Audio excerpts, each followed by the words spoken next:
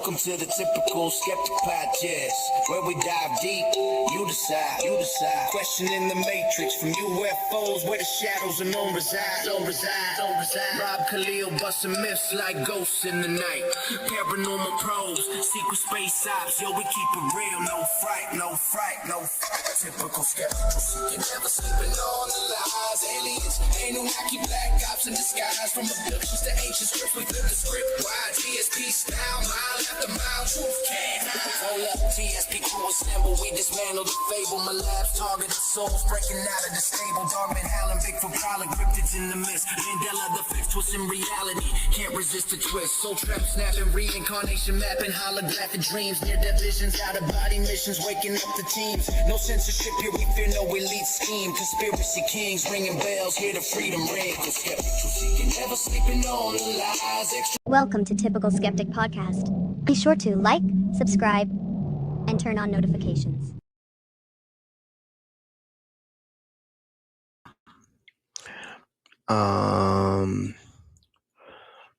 Okay. Hey guys, welcome back to another episode of the Typical Skeptic Podcast. I'm really excited for tonight's show. We have back, literally, when I say this, I don't mean it lightly, like one of my best friends in the industry, Matthew Mournian. I think he's one of the best psychics that come on my show, and I can really consider him a really good friend. Him and his wife, they've done over like 5,000 psychic readings together. You can check out their Patreon group, the Blue Flame Collective. It's amazing. He's not just that. Let me just read what I wrote. I wrote, my good friend Matthew Mournian of Remember Your Mission returns to the Typical Skeptic Podcast for 2-hour, maybe more, show combining new conspiracy news, current events, and live multidimensional tarot readings for the audience. We'll touch on a bunch of stuff, and Matthew's an energy healer. He's a multidimensional intuitive reader and the creator of Remember Your Mission. He's also the author of the book Remember Your Mission, which you guys can get on Amazon. His work encompasses tarot, spirit guide consultation, energy clearing, and multidimensional intuitive practices. And I'm bringing him to the stage now. And Matt, thanks so much for coming back on, man. How are you? What's up? I was really feeling that song. I think that's like the most of it I have ever heard. So I will say I am on day 283 of asking the community to make me a really cool ghetto multi-dimensional AI rap song that I can play on our channel. And no, I'm not joking, because I want one for real, but I need it to sound kind of like old Dirty Bastard era. That would be cool, man. You know what that I mean? Really like cool. you guys remember like ODB era, like Wu-Tang 90s. I need it in that style. The question is, can the AI successfully create that by next week? I guarantee you they can. Like, I bet you we can make you some. I mean, I don't know how to do it. Like, I know people. Well, the Rolling Stones have a new album, and they're 89 years old. So like, if they can do it, you know what I mean? Yeah, dude. I don't know. It's crazy where we're headed. It seems like we're headed for crazy times. Like data centers are popping up all over the place. It's like, when did these? It's like all of a sudden, like hundreds of data centers just popped up out of nowhere. You know what I mean? I feel you, man. Honestly, I kind of feel like my whole life is like a data center at this point. I just want to be real. But how is our audio? I heard somebody in the chat saying audio is messed up. Is it my audio, or is it Rob's audio? Because somebody told me recently my voice sounds like a robot. And I went back and listened to it, and I was like, what? No, it doesn't. But maybe it does. Maybe my mic's jacked. I hope it is. If it is, I hope I do sound like a robot. I'm going to hit the reduce background noise. Tell me if you guys, it's my audio. Is it my microphone, or what should I do? Should I, Aurora Diamond Hearts, I just hit reduce background noise. I think you need to rebuke that shit right now. You need to rebuke it. It's my microphone's possessed or something. Yeah, but you got some really good stuff we're gonna watch today before we do readings, right? Right, yeah, we do. We've been scouring the bowels of the interwebs, as I call it, which is X, Twitter if you're old. Just stuff that I kind of collect and text to myself every morning. I have a vast, collection of them. Some people, have memes on their phone. I have like 20,000 really weird videos and ridiculous AI bullshit. Holy shit, So dude. we do have some interesting things to look at. Before we get started, though, I do want to do something fun tonight. And this is for everybody, since we are in summer now. We're in the wet, hot American summer, as it were. Unless you're somewhere else, it's still a wet, hot American summer. But that said, we're going to be doing food birthday holidays today. We do it in Patreon. We've done it on our channel. The reason why I say that, everybody's birthday, every day of the year is a food holiday, like National Popcorn Day and National this day. I think we did it on here last month for a minute, didn't we? Or maybe I it don't was think we somebody ever covered else's this. channel. It might have been somebody else's channel. I don't know.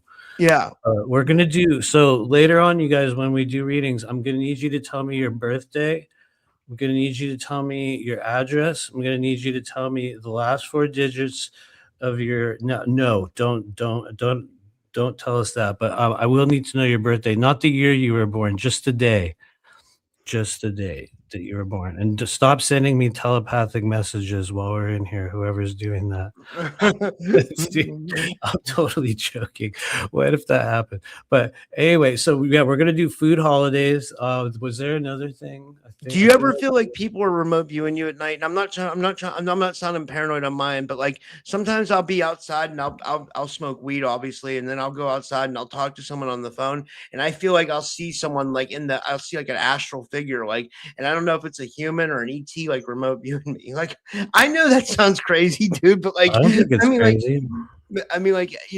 I think people do that stuff, people who are advanced. Remember, like, I don't know if you remember this, but remember Penny Bradley said someone was remote viewing her in the shower? Oh, Like, yeah. What was that? Thomas Alvin or somebody like that? yeah, Whatever yeah, that is, yeah. don't I remember. remember. Yeah, I think that was I it. don't Yeah, care. I'll say their names. I don't give a shit. yeah. Maybe he was. And let me just be real with you, bro. Like, if they're that good at remote viewing and you're like, there she is, I just felt her enter the shower, let me get out my shower viewer. If you really think you're that good, then I would say have at it. But I do know it is very, very possible for people to impress their energy upon you, to project their energy upon you. It would make sense that, given what you do as a show host and all the many, many people, I mean, what, over 2,700 now, right? Yeah. Over 2,700 people, that one or two or three or maybe more of them are going to be flexing their newly or maybe oldly developed, psychic muscles and going like, let's see if I can perceive Rob. And I'm not trying to make a joke out of it, although I'll make things sound humorous, but it's very real. It's very, very possible. I've spent a lot of time in that. I mean, honestly, it's a thing that I do every day. It's just we do it with the consent of the person who's there, and we do it inside your body instead of like, what's he doing? Walking Yeah. down the street, going to Circle K. Oh, he's getting cigarettes. You know what I mean? Oh, It's like, yeah. Oh, sorry. I didn't mean to. I yeah, want. no, I was just didn't saying, wanna yes, forget. it's very real. Go ahead. I want to definitely ask you this, like, because I want to get your opinion, because I remember, and I know Aurora Diamond Heart's in the chat, so this is the perfect time. Like, I think you're in the chat when I was talking to Missy Hill about this, and like, I've talked to that woman, Amy. She has a bed and breakfast in New Orleans, and guys, like, I don't want to like sound like I'm talking out of my ass. Like, I really, really want to have a meetup. I really do. I just want to. I don't know what I'm doing at all, honestly. Like, Yeah. I just want to get some advice. Like, where do you guys think? Like, do you have any opinion on like where do you think I should have it, or like where we should go, or what we should do? Should it be a conference, a meetup? Like, and Aurora, I knew she was like, if you're listening, Aurora, like, I'd love to hear your opinion too, because like I have no clue what I'm doing, but I definitely want to do something. I feel you, man. And you will. I know that I can see it. And I think that many, many of us that have sat with you in here have seen that that's part of your timeline. It's like what I would call an inevitability, whether it happens this year or next year, is a different thing, but it's like it's going to happen. And honestly, my viewpoint is this, which may or may not help. It could be meaningless. I really feel like it's important for you to follow your heart and your desires in terms of the way you want this to go. And if you see yourself in New Orleans, then I would say it's time to start researching really basic, either like a hotel and see what it would cost to, book it for probably at the beginning of the week, because weekend's going to be a bitch. You know Yeah. what I mean? So you could start by just looking at cost of meeting places.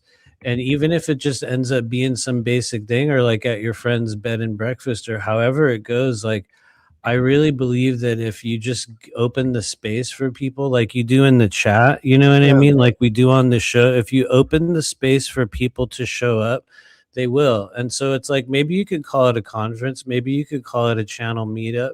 You could call it whatever you want. You could have some people talk. I know there's a cool meeting space in Gonzales, Louisiana. I don't know how far that is from New Orleans. It's called Haven of Ascension, if you want to look it up. It's a Yeah. very, very nice place. The woman that runs it is genuinely very cool and kind. I did a conference there, a very small one, like 3-4 years ago.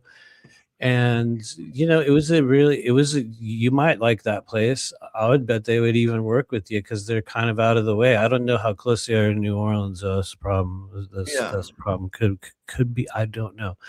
But anyway, what I'm trying to get at is that I know that you're going to put it together in some way. If there's one thing that I would say about the don'ts part of that is, I, having been to like multiple conferences every year, except for this year. This is the only year that I haven't gone to any since the year of 2017. So that's 9 years of going to multiple conferences a year, whether I was at them participating or whether I was just there to hang out.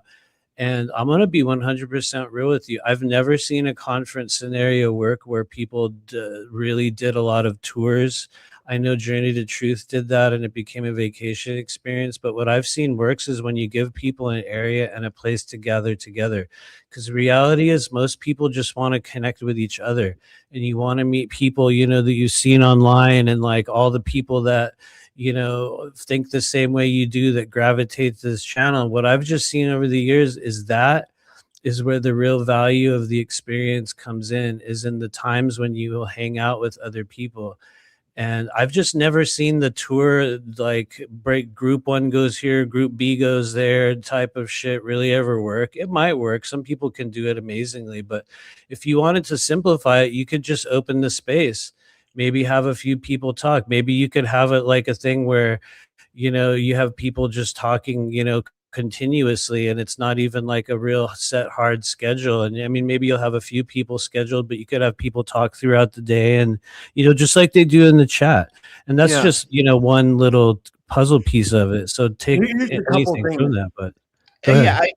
I talked to the lady Amy, and she said that she has like a bed and breakfast, and I think she said it feeds like 14 rooms. So like that means like she said she'd give me a package deal on it. So that means like the main, I don't know, whoever wants to do that with like a group of us, everybody could all stay at that bed and breakfast, and then I guess other people could stay closer, and then I guess I would have to find a meeting hall. But like, why I'm thinking about this so much, dude, is because like we just passed the time when we would have been in Florida the last 2 years, and we were in Florida. Yeah, right. Like, Yeah. I had so much fun hanging out with you last year in Aurora, Yeah. and like Cassidy and Piper Paprika and your wife, and like, dude, and like we had such a great crew, and like we didn't even, it was so funny, like last year we didn't go to many of the meetings or the lectures, Yeah, like the talks. we just hung It's out, never really about the talks. Everyone that's been to them knows Yeah. like the talk is cool, it's good, it's fun, but it's like it's not.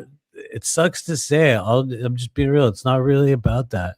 But Yeah. anyway, go ahead. You were saying. And I was there. I mean, I had a blast, man. You know what I mean? And I was literally like fiending for that. And even with Gina too, like, Gina's coming back on my show next week. Like, we're cool again. And like, I realized that like we were roommates, and like I had fun with her too. And like I was yearning for that Florida experience this year because I had it the last 2 years. And like I was as well. kinda I think a lot depressed, of us were. I Yeah, don't yeah. I know. think a lot of us were looking for a place to go that was accessible and less filled with toxic ego and posturing and like a need to sell somebody something, or a need to present some, I know the answers, to disclosure. You know what I mean? That was one thing that, because a lot of people criticize Brian for this or that. That's fine, whatever.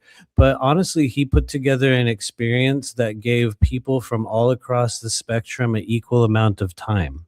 Yeah. And I think Yeah. like that to me was like, I'm like, that means you actually paid attention. You actually, you know what I mean? It's like you're Yeah. actually noticing what's happening instead of just one area of focus. It was like you gathered people from all across the spectrum. And I think when people do that, it changes also the amount of people that will show up. And anyway, I could go on and on. I don't mean to, but No, we could I talk just, about it more, you know? I think the fact that you're talking about it publicly is really good because the more we do so, the more it forms, you know, little by little, it's forming together. yeah, and I think one thing that Brian nailed the last few years that like other people haven't nailed is the lineup. You know, like Brian's lineup for the last 2 years at the Full Disclosure Now conference was superb. It was the best I've seen out of anywhere. And I'm not just saying that because I was like Yeah. a part of it or whatever. I'm saying like it really was that dope. You know what I mean? Like he had That's what I everybody there. mean. You know? He got people from all across the spectrum, from like a little bit like some people from over here, people from over there, people from over there, you know what I mean? Yeah. But And like I anyway, love the way they had it set up when like there would be on the bottom floor was all the lectures and a little bit of like vending, but then the second floor was all like the psychic stuff and like dude, I remember you brought your Rife machine. I can't remember if that was the first year or the second year you brought your Rife machine. I think I You hooked brought me it up to the both, Rife right? machine. Like that was dope, Yeah, man. both You times. know? Yeah, we will definitely do that again at some point. But question is how and when. And you know, that's kind of what it is for a lot of us. Like at a certain stage, you realize you have to create that experience. Yeah. You know what I mean? Where it's like I realize I want to have this experience with people. We've seen examples of it. You know what I mean? People have done their version of it. I'll do my version of it. I'm actually going to do a summit soon, you know, which isn't really a conference. It's a online thing, but you know, where we're just going to interview a bunch of people about, you know, their practices and what they do and just kind of present that out there, kind of a little bit like my version of it. You know what I mean? I get asked Yeah. to do a lot of those every year, which I don't always advertise. I'll tell you why, you guys, because some of them are cringe. There was Yeah. one I did like earlier this year that was like, oh my lord, it was like this light language like pageantry show of just like Shinana hola la la la tina wo no ta na na na na na. It was just like that for like 30 minutes, and I was like, okay, you know, Yeah. but it's always a lot of fun because you know you get to see, you know, there's so many different weird people that show up. But I'm gonna do one of those soon. So Yeah. we're gonna Are do you our are you own. doing it with are you like teaming up with anybody to report or like I'm doing it all myself. oh I'm that's doing it cool. all. Like I'm gonna send out invites in the coming weeks, and so yeah, don't worry. Well, we're gonna grab a bunch of people. Maybe you'll be in there if you can handle being interviewed. yeah, You absolutely, know? dude. I'll do it. Yeah. Yeah, dude. I'll be your first person to say yes. You know, like I'll Okay. do it. You know, like Great. I'd be happy to do it. Yeah, like, but we got to get this meetup, dude. Like I was thinking about like I know this is like we probably don't need this at all, but I was thinking It's all about right. like getting a group together of like people where we can just kind of like congregate and we can talk about well where does everybody want to go and where you know like I don't know like I've I even feel thought about you. doing that. You know. I feel you, but if there's one thing I know, you have to really reserve the right to call the shots on shit in your life at a certain point and be Yeah. like, actually, I want to do it like this and I want to do it like that. Because I think one thing you'll find as soon as you whip out that we're doing a conference slash gathering slash whatever it is, it's Yeah. gonna attract like and everybody, you guys know this in the chat. You guys know, you know this is how it goes. It attracts all those people that want to be like a part of, you know, like I'm going to plan it, I'm going to do it, I'll handle it. You know what I mean? It brings out this sort of, what's that saying? Too many cooks, not enough, or you know what I mean? Too many cooks in the kitchen, or too many chiefs, not enough Indians, which I guess is now a cringe Yeah. statement, right? That's not that's Yeah, it's not okay. I mean, politically yeah. correct, whatever. But you guys know that I just feel like if you know, there's certain, honestly, that would be one of the fundamentals of the chariot in the world of multidimensional tarot. A period of your life where you have an opportunity to manifest something and you could get it quicker than anyone else, which I know you could. If the energy aligned properly, you would just like lock in and boom, and it would just happen. But the problem Yeah. with the chariot is only one person can drive it, nobody else. There's just no way because no one else can fit in there with you. So it's one of those things where you have to be willing to take full control. That's really the only real requirement, is like, actually, I'm in charge of this. So anyway, I'll stop ranting on it, but I know you're going to do it, and I'll be happy to help you with it. And regardless, we'll be there. So Yeah, cool. it'll be That's fun. awesome, man. Yeah, I'm thanks. And like, yeah, I'm just really nervous about it, and I don't want to talk about it, and then like they have people say, "Oh, Rob's talking out of his ass," because like I can't put it together, because like I definitely want to, you know what I mean? My head's in the right place. It's just actually doing it. It's like No, I get it. I think that's how we plant seeds in the material realm. We become willing to talk about it. We entertain the idea. You become willing to sort of imagine about it. It becomes a thing that you're creating in your mind. And then I think where a lot of people don't follow through is that they have to then follow through by generating some physical action. And I yeah, think you'll just know. You're gonna know. You're gonna have this day or this moment or this time where you're gonna be like, I'm gonna look at locations. You know what I mean? Or get with somebody and start, sending them, links of places that might work. You know what I mean? You'll just know. I, You're gonna lock into it. I know I you got will. one more question for you. Yes. Wait, Yes. wait, wait, this is so. What do you? I know you've been to the Mount Shasta area too, right? Oh But yeah, like, yeah, just like multiple that. times. That Ani girl, Ani Sophine, who comes on my show, she recommended that maybe we do something out there. But the problem with that is like mostly everybody, a lot of the people live on the East Coast, or they live in Texas, or they live in Michigan, or like like Mhm. it's mostly like East Coast to Central Coast. So it's like, how the hell are we all going to get over to California? You know what I mean? We're That's not. I mean, let's yeah, just be real. I just like I don't want to be like disrespectful to anyone's like current reality outlook. Shasta's an amazing mystical spiritual place of really high great power.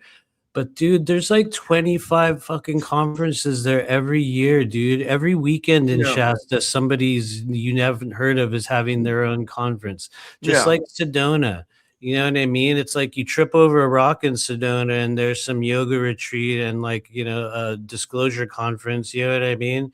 Lift up a toilet seat. You're going to be like, whoa, there's 3 of them here. What the hell? You know what I mean? It's like they're yeah, literally everywhere. I say new locations are great, and just put it in the middle of the country.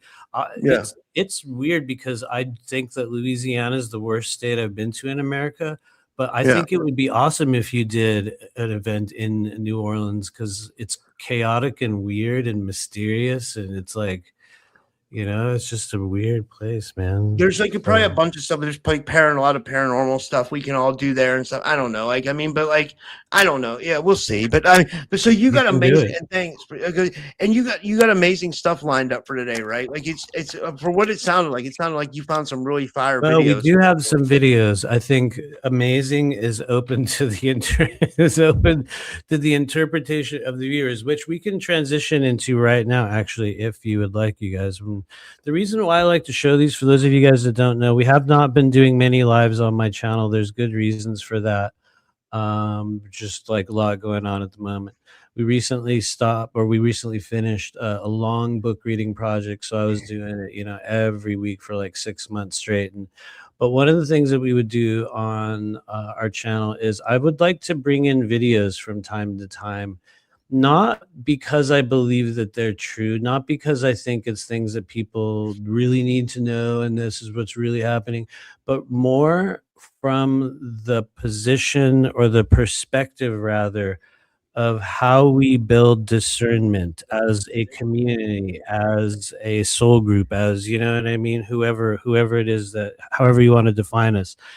And so we're gonna show some things, and I am genuinely curious what people will say. Like, I want to know, what do you guys think about this stuff?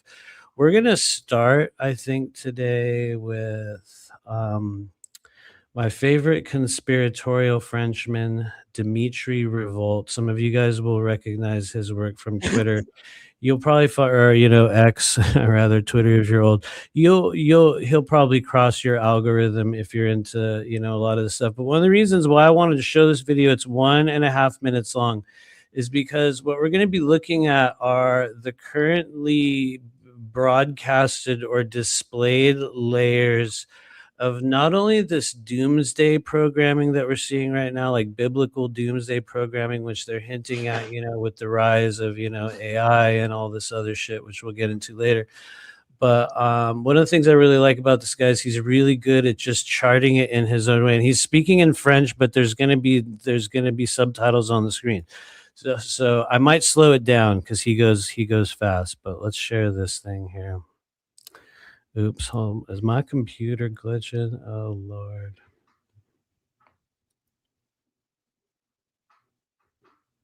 Oh, okay. There we go. It did glitch. Well, maybe because I have like 50 windows open.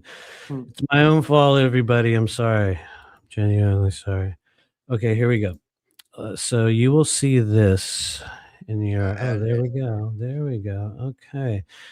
So this is from Dmitry Revolt. These modern stars and shows are not new. They are simply the ancient idols, and we won't say that word, but you can read it on the screen. Rituals dressed up for today, and by watching and celebrating them, you are already taking part in it without even realizing it. I will, before I even show this video, I'm going to start by saying I don't think it's that black and white. Just by watching it, I don't think we are complicit. But let's watch this one together like a family. You know, like those moments where your parents are like, get in here, sit down, watch the, mandatory fun. Here we go. Ready?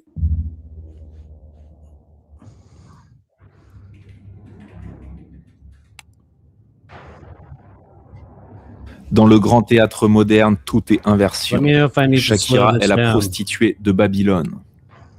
Actually, I am. I'm going to slow it down because I feel like it's going a little fast for some people, which means his French accent's going to get like really slow and sexy. Are you guys ready? It's going to get even sexier, okay? Read the subtitles.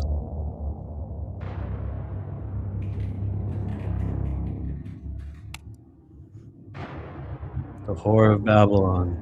Dans le grand théâtre moderne, tout Whoa. est inversion. That's so Shakira weird. est la prostituée de Babylone.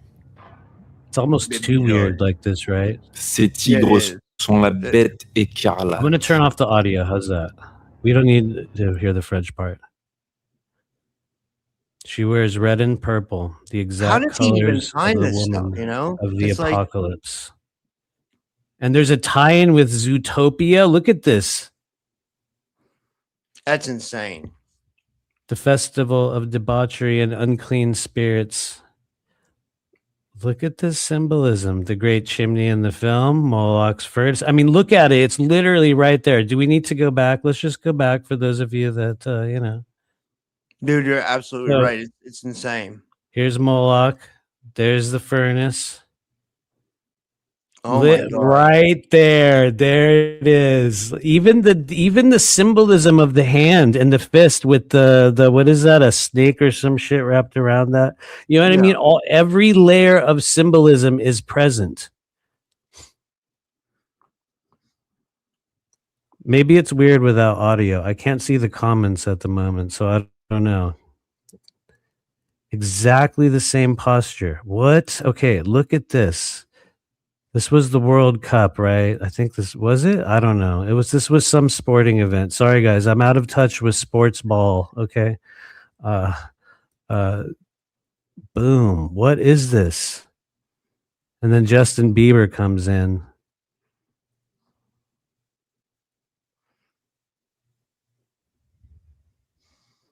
Which is saturated with satanic and P-file codes. Yep, there we go.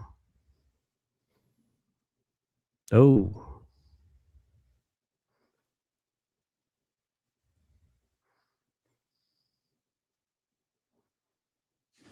Wow. It's like they put it in our face, you know? Yeah. It feels more awkward kind of watching it without sound, right? Like, does it in a weird way? I don't know. Maybe maybe not. I'm gonna look at the comments now. People are probably like, I what? gotta give this guy credit. Like, honestly, like I'll go off full screen, but like how he finds this stuff and he knows what to look for is amazing. You know what I mean? Like, but like that's what I'm like. How does he even know what to like? Even you know what I mean? Like, it's amazing. Like he's it was I mean, like, holy shit. Honestly, I love his work. I think he does a really, really good job of spotting the layers of intense symbolism that are present throughout so many areas in our world, from all the way breaking it down to, kids movies, Disney and Pixar, and like all the way across to, quote unquote sports ball, and you know what I mean, and every other layer. Also, there was another one which I was trying to find where they were showing all the symbolism from, which is old news now, of course, from the White House UFC fight. And there was this whole breakdown of like all these moments, which I'm sure you've seen. It's just, honestly, it is brilliant. But I want to know what the people in the chat have to say about this. What do you guys think? Go ahead, yes. Michelle was saying something about the Illuminati pyramid. She said, no.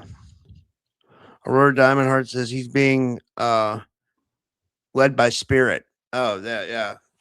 And been a part of this sort of stuff for lifetimes. Yeah, that makes sense. The Illuminati triangle. I did see it. I totally, yeah, right. There's so many really, really good layers of symbolism. But let's just see any other comments. What's up, Andromeda? And he says that demiurge cooking for souls. You're cooked, bro. They also have vampire teeth in the fireplace, right? They had every layer of symbolism. Yeah. Every layer of symbolism. She says it's nice Michelle to see Matt ballroom, yeah. Oh, sorry. I'm sorry. Go ahead. You were gonna say sorry. Michelle said ballroom, like BALL. BAAL. Right. Yeah. I know, right? Now and we're gonna have. Wait, is it already done? It is, right? It's done. The one at the White House is done, right? There was that was another video that I wanted to find for you guys where they're like. And this was one where I'm like, it was obviously bullshit from the start, but it was like, here, we're going to take this is an image or like a depiction of the base underneath the ballroom. And it was like, oh, there's a base under there. Holy shit. Of course there is, you little starseed. Anyway, okay, we're going to watch another one. If anyone has any other comments on this, do you guys think it's fake? Do you think this is relevant? Joanna LeBlanc says, I think he makes a lot of great connections through the symbolism and everything. I'm sorry, you were going to say? I think you're right, man. I agree. I think he's on point, I want to watch this 5-hour series he said he has. Like that's I know, right? I know. Look, we're just advertising his channel like crazy. He's going to be like, what? Who the hell's this guy? Anyway, let's check out another one, ladies and gentlemen. Let's go ahead and pull this down. Okay, we're going to take a vote from those of you guys that are here. We have a choice. Do you want to see the djinn inside the prison cell? Or do you want to see Trump with one of his clones? Which one do you want to see? I want to see both. I mean, but whatever. Which one do you want to see first? Which one do you want to see first? Let's wait and see what people say in the chat.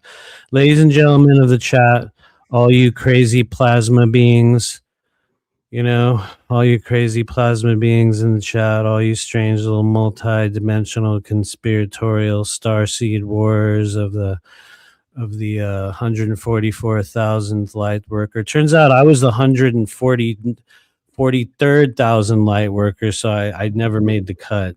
Sorry. Turns out I was born at too young of an age. I didn't qualify. Sorry. You know what I mean?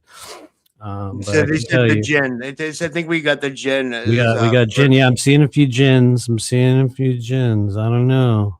I don't know if this one's real, but you know how like Facebook has a really twisted AI now, right? Like Facebook has this thing. I don't know. Tell me if this happens to you in the chat.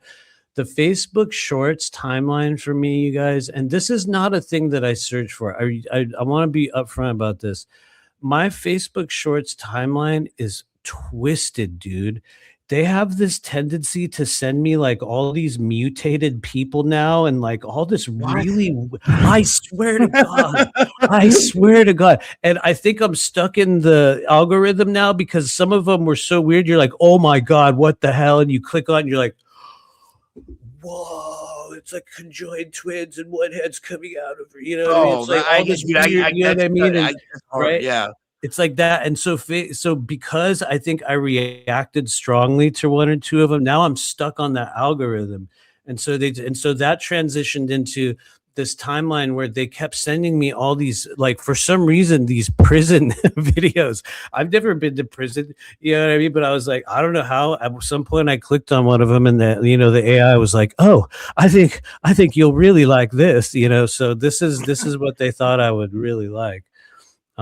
which is, I'll be real with you, I was actually like, damn, you know what I mean? So I guess the AI was right. I guess the AI understood the assignment. Here we go. Let's start it AI is all crazy, over again. dude. Like I love, This one hearing has about. audio. This one Oh, has audio. I'll make it loud, big screen, or how do I? Where's the? How do it's not showing me that button. Oh, here it is. Here it is. Yeah. Ruh-roh. Might be the Rothschilds turning on your check engine light again. Okay. Oh, is it there? Is it on? Is it on screen? Oh, it is. Okay, sorry. I've been Dude, fully. that's a I've been fucked like. up cell. I What know, the right? hell is going on there? It already looks bad. It already looks bad. But I've been fully derealized for weeks, you guys. So I don't even know if I'm real anymore. I just want to be honest with you. But here we go. Let's watch it. Inmate captures a demon inside of his cell. News at 11. Oh shit, dude, that's fucking crazy. That's not no Holy- black mold, my friend. That's a djinn or a demon or a wall rider, whatever you want to call it to make yourself feel better at night because you got to sleep inside that cell. My ass would be sleeping in the day room if I saw some shit like that inside my cell. I would tell those cops, nope, move me. I'm good. Now, there's been a lot of paranormal experiences, especially when you're incarcerated. There was one time we watched footprints walk across our cell multiple times under the door, and there was nobody. Not only did we see them, but we heard the footprints. Or a lot of times you would hear the guards' keys jingling and there'd be no guards around. You got to understand, a lot of Honestly, that makes sense though, from a really basic, perspective, that there will be high, just incredible amounts of negative spiritual activity. Like I said, I never made it to prison, but in the early 90s, I went to jail a few times just for stupid, dumb shit as we do. Yeah. And I mean, and really nothing happened. It was like, child's version of it, you know what I mean? But like, you can see very, very quickly how prevalent that energy is. To me, it would make sense that something would manifest physically. But then again, at the same time, and yes, we're going to watch the rest of this video, I also have to be real. It's like, I hate to say it, you guys, we are living in the age in which you can no longer believe your eyes.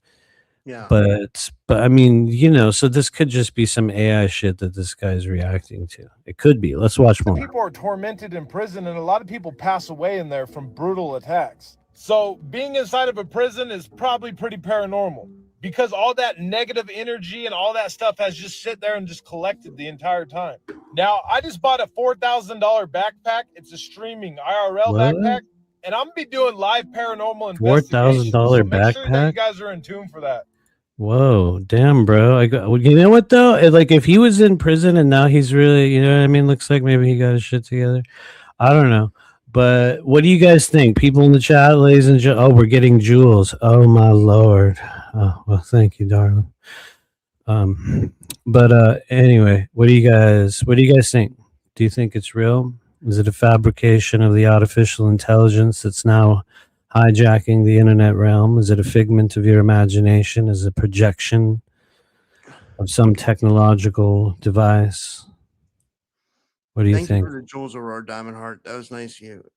Yeah, that's that. I think it's. I mean, me, me. I'm the skeptic, but I'm a believer. You know what I mean? Like I want to believe. But also I know entities can manifest, and it's not uncommon for entities to manifest in a prison or also rehabs. You know what I mean? People go crazy in rehabs, and the rehabs are the lowest form of energy in the world. Even maybe worse than jail, because people are coming off drugs and everybody feels like shit. I very much agree with that. I mean, well, let's be real. Like I said, I never made it to prison, but back in the day, I think I did have to go to rehab like 13 or 14 times before I actually got my shit together. And I agree. It was like the most, it's just that mindset, the vibration is a really interesting thing to behold. I will say one thing, because somebody in the chat mentioned those private prisons. I can tell you guys kind of a weird story. I think this was in 1995. I got arrested for shoplifting from a Walmart. It was just random, shit to buy drugs at the time. just, like shoplifting charge. You go into a place and they let you out in the morning type of a thing. But for some reason, they took me to a private for-profit jail. And well, some of you guys have heard the name of it, Wackenhut. I went to this Wackenhut private jail complex.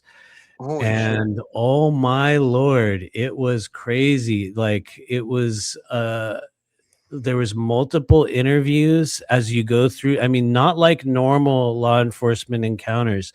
There was a series of interviews, and this was in the 90s, you guys. So biometrics were not a thing. Nowadays, biometrics are everywhere. They were not taking DNA at that time. They took DNA, they took blood from me, they took samples. They swabbed every area of my body. And then they put me in this sort of just a regular, kind of day room, holding center. And they put me in this kind of this, it wasn't really a cell. It was like a room with an open door. So it wasn't really like a lockdown facility, but the dude that was in there was the first time in my life that I think I encountered what I believe was real entity attachment. Cause he had this thing where he would start twitching and snapping into some other being. And he would kind of froth, not really like froth at the mouth, but he would make these sounds. And I remember him literally telling me that something happened to him when he was on, what was the drug? It was drug nobody does anymore. Probably lithium or something like that, right? They give people lithium a lot. Dude, I wanted to show you this. Check this out from Michelle. She says, dude, Matthew, she said, I was going to ask you if it was Wackenhut because they used to handle all the security for AT&T DirecTV. She says, I know they're like a government contractor now. So weird. It was so weird. It was the only incarceration experience I had where they give you a pillow. They literally, I was like, what? Well, no, they didn't have cigarettes at that time. People smoked, but they didn't have cigarettes. But I only ever stayed there for 2 or 3 days. So it's my experience with that side of the world is very small. So which I guess is good. You know what I mean? And then, they would spit me out and send me to rehab or something. But I've been to rehab. That's how it was for me in the 90s. Yes. I had to go to rehab three or four times, it was it was, I hated it, man. And it was always so far away, dude. They pick you up and for whatever reason, they said they here in Pennsylvania, they have to pick you up in this van. And it's a long ride out there. And you know what I mean? Yeah. You're taking your last drugs you have for that day because it's going to be a long ride and you're going to detox as soon as you get there. I mean, at least for me. And then there was Suboxone, so they gave us Suboxone when we got there. But it was still hell, man. It was but you meet cool people, you know what I mean? And you bond with people. But some people are absolutely insane too, it's rehab is nowhere to be tried. It's a fucked up place, man. It really is. And then and then I went to other ones where they have a chef that comes in and literally gives you a menu on Saturday and lets you choose whatever you want. I went to both sides. I went to homeless rehab and I went to designer rehab. But damn, I've never done the 90s. You know what I mean? Yeah. Were those one of those designer ones? Was it at the beach and stuff like that, or no, it was in downtown San Francisco. I'll even tell you what it was called because it still exists. I got kicked out after 2 days. It was called the Henry Olaf House. Yeah. Henry, you guys could even look. I swear to God, it's still there. It's still there to this very day. Henry Olaf House in San Francisco. I literally got kicked out immediately. Dude, I remember when I was this guy's obviously on drugs, and I was like, yeah. It was so funny. There was this kid was he would meet someone, but somehow he would sneak out of his room at night, and he would it was this place called Cove Forge in Pennsylvania, so it's out in the woods, you know what I mean, up in the mountains of Pennsylvania, and so I guess there was a fence area, and he would he would sneak out of his room at night, and we found this out, and he was having someone meet him at the fence and toss him over bundles of dope, you know what I mean? So he had the whole rehab high on heroin, and it's why are you even coming to rehab if you're gonna get high, you know what I mean? It's that happens in every rehab though. That Yeah. So, happens in every program. I mean, it's funny because I went from being, which is a common story for a lot of us. I went from being in the program to working in the program later on. You know what I mean? So it's like I did both sides of it. But dude, that's literally every single literal treatment program out there. Somebody will always be getting high. And that's just the basis of the world. yeah. That's how it is. I'm glad we got out of it. That's actually what I call and like a lot of times I joke about certain terms, and this is me being very sincere. It's a term that I actually heard years ago, but I don't know where it came from. But it's called the maladies of the star seed, and that was the extent to which we come here and agree to be addicted, to be victimized, in some cases to be the victimizer, to go through these deep traumas, these fractures of the soul. And for a lot of us, those are the early stage. I mean, a lot of you guys that are in the chat will know this ad nauseum at this point. Those are the initiatory stages that bring us through the healing and the change and the catharsis and the transformation needed to become what we are right now. And for me, that's literally what it was. I had to go through, honestly, in the scope of my life of almost 50 years, it was a very short period, maybe like 7-8 years altogether. But we agreed to have those. And for me, I agreed to have that. I agreed to come in here, and they're like, you're going to have incredibly turbulent experiences. And I was able to identify that later on through the work that I do now as being what I often fancifully called like a soul level kind of attachment that I came in with. It was like it came in with me into this life. And I can only say that now, having shed whatever that energy is, and some would say, how do you know you've shed it? Well, at a certain stage, you realize that none of that exists in your world anymore. You know what I mean? And it's like, oh, you actually let it go. None of those fundamentals occur anywhere. But that's really what it was for me. It was what formed me into this now, because there were stages when I look back on those years of my life where it was like there was these. It sounds good. Get ready, because this is going to be fun for those in the mental health realm. But there was literally voices from a very, very early stage of my life that would guide me and tell me where to go to find this and find that. And it's funny because they kept me alive, but they also kept me involved in like really weird, really twisted shit and like multiple hospitalizations. There's a lot of scenes that I couldn't fit into my book of me getting hospitalized and having bizarre, just mind-blowing experiences in there. But it was also a thing that I never really talked about too much publicly because of just the nature of it. And there's still so much of a stigma around it. You know what I mean? And let's be real, we're in a stage where there's a lot of haters right now. So it's like, I'm like, I talk about it when we need to. Yeah. Anyway, I'm trying to I don't know, like for me it was like a later, I went from being a mortgage broker to like being a total fuck up because I lost my job, and then in 2009 when the recession hit, like I started doing oxys because that's when the oxys got big, and then that progressed into like oxys and cocaine, and then that wasn't good enough for me. Like I started like being a total fuck up because I was like, well, I lost my job as a mortgage broker, so now I thought, oh, I'm going to sell drugs. So I started selling the drugs on top of it to support my habit, and then I realized I was being fucked up to my friends and like, you know what I mean, like, or my so-called friends, but then they were being fucked. It's like a crazy fucking world, man, because it's like your friends are being fucked up to you, you're being fucked up to them. It's like, do we even have any real friends in that game? It's like, it's really bizarre, man. It was like, I'm just glad to be away from that shit. It's right. like I hated it. Like, I mean, now I do. No, like, totally, yeah. I definitely feel you.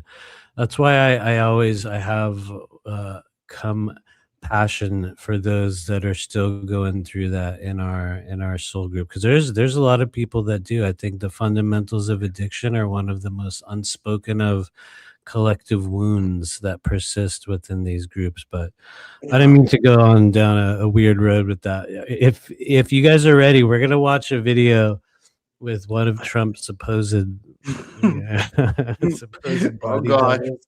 Do you want to watch it? Hell yeah. Are you ready? Okay. So I want us, before we even watch this, you guys are going to see on the screen, yes, it has been community noted by Twitter. You know what I mean? So it's kind of, I'm just going to start by telling you it's been supposedly, right? Supposedly, it's been well debunked at this stage, but let me find it. Where is it? Whoa, okay, hold on. Is that, yeah, here we go. So this is Trump 2. Are you guys ready for Trump 2? Here we go. I'm ready for it. All right, let me. Okay, so first off, look. I'm gonna reveal this now because I swear to God, somebody out there is gonna be like, "Oh my God, he thinks it's real. He's MAGA," or some shit. And so apparently, this is not Trump. But dude, it looks okay. Ready? Let me just shut up and play the damn video. Here we go. You guys ready? Who is that? Walks like him, moves like him, hairs like him. Look at his arms. Look at the side of his face. Look at his hair. He's even smirking. He's even smirking. Look at his face. What the fuck, man? That is weird. Ladies and gentlemen of the the chat. Let me go back to the chat. I'll minimize. Dear star seeds of the multidimensional chat stream, I beseech you now, tell us, what do you believe of this strange video offering that has been presented? You think that was real? I think it's all real. I mean, I don't know, man. That was insane, dude. That was like, honestly, I just want to be, okay, thank you. This is very dramatic music, everybody. Thank you. That had a good effect. You guys were freaking me out. Okay, thank you. I kind of agree with the community now. I think it was probably just Melania's daddy. Well, how do they look so alike, though? You know what I mean? Like, how does this? You know what I mean? Like, so Melania married a guy that looks just like her dad. That's weird, right? I mean, like, it's like, I believe it though, but I mean, it's just kind of, I don't know. Honestly, I want to be on the timeline in which that's either a body double or a clone that they use of Trump. I know it's just like this fanciful story time play along thing that we do now. But I think it is quite likely and possible that they do have, several different created versions of him. I mean, if there's one thing we know beyond the shadow of a doubt, he is not the same person that he previously was. He's literally owned by something. No, we're not here to start. Wow, somebody's going crazy outside my apartment. We're not here to start, getting political. But what I will say is that there's obviously something has changed dramatically with him. I mean, dramatically, right? Yeah. So absolutely. Who knows? What do you guys think in the chat? Can we have your comments, ladies and gentlemen? What do you believe? What do you feel? I mean, at some point along the line, he became all about, that country in the Middle East, and he's remember he said his popularity rating was like really good there. I was like, why would he even say that? You know what I mean? It was almost like he didn't know that they become like the culprit of like evil for the whole conspiracy community.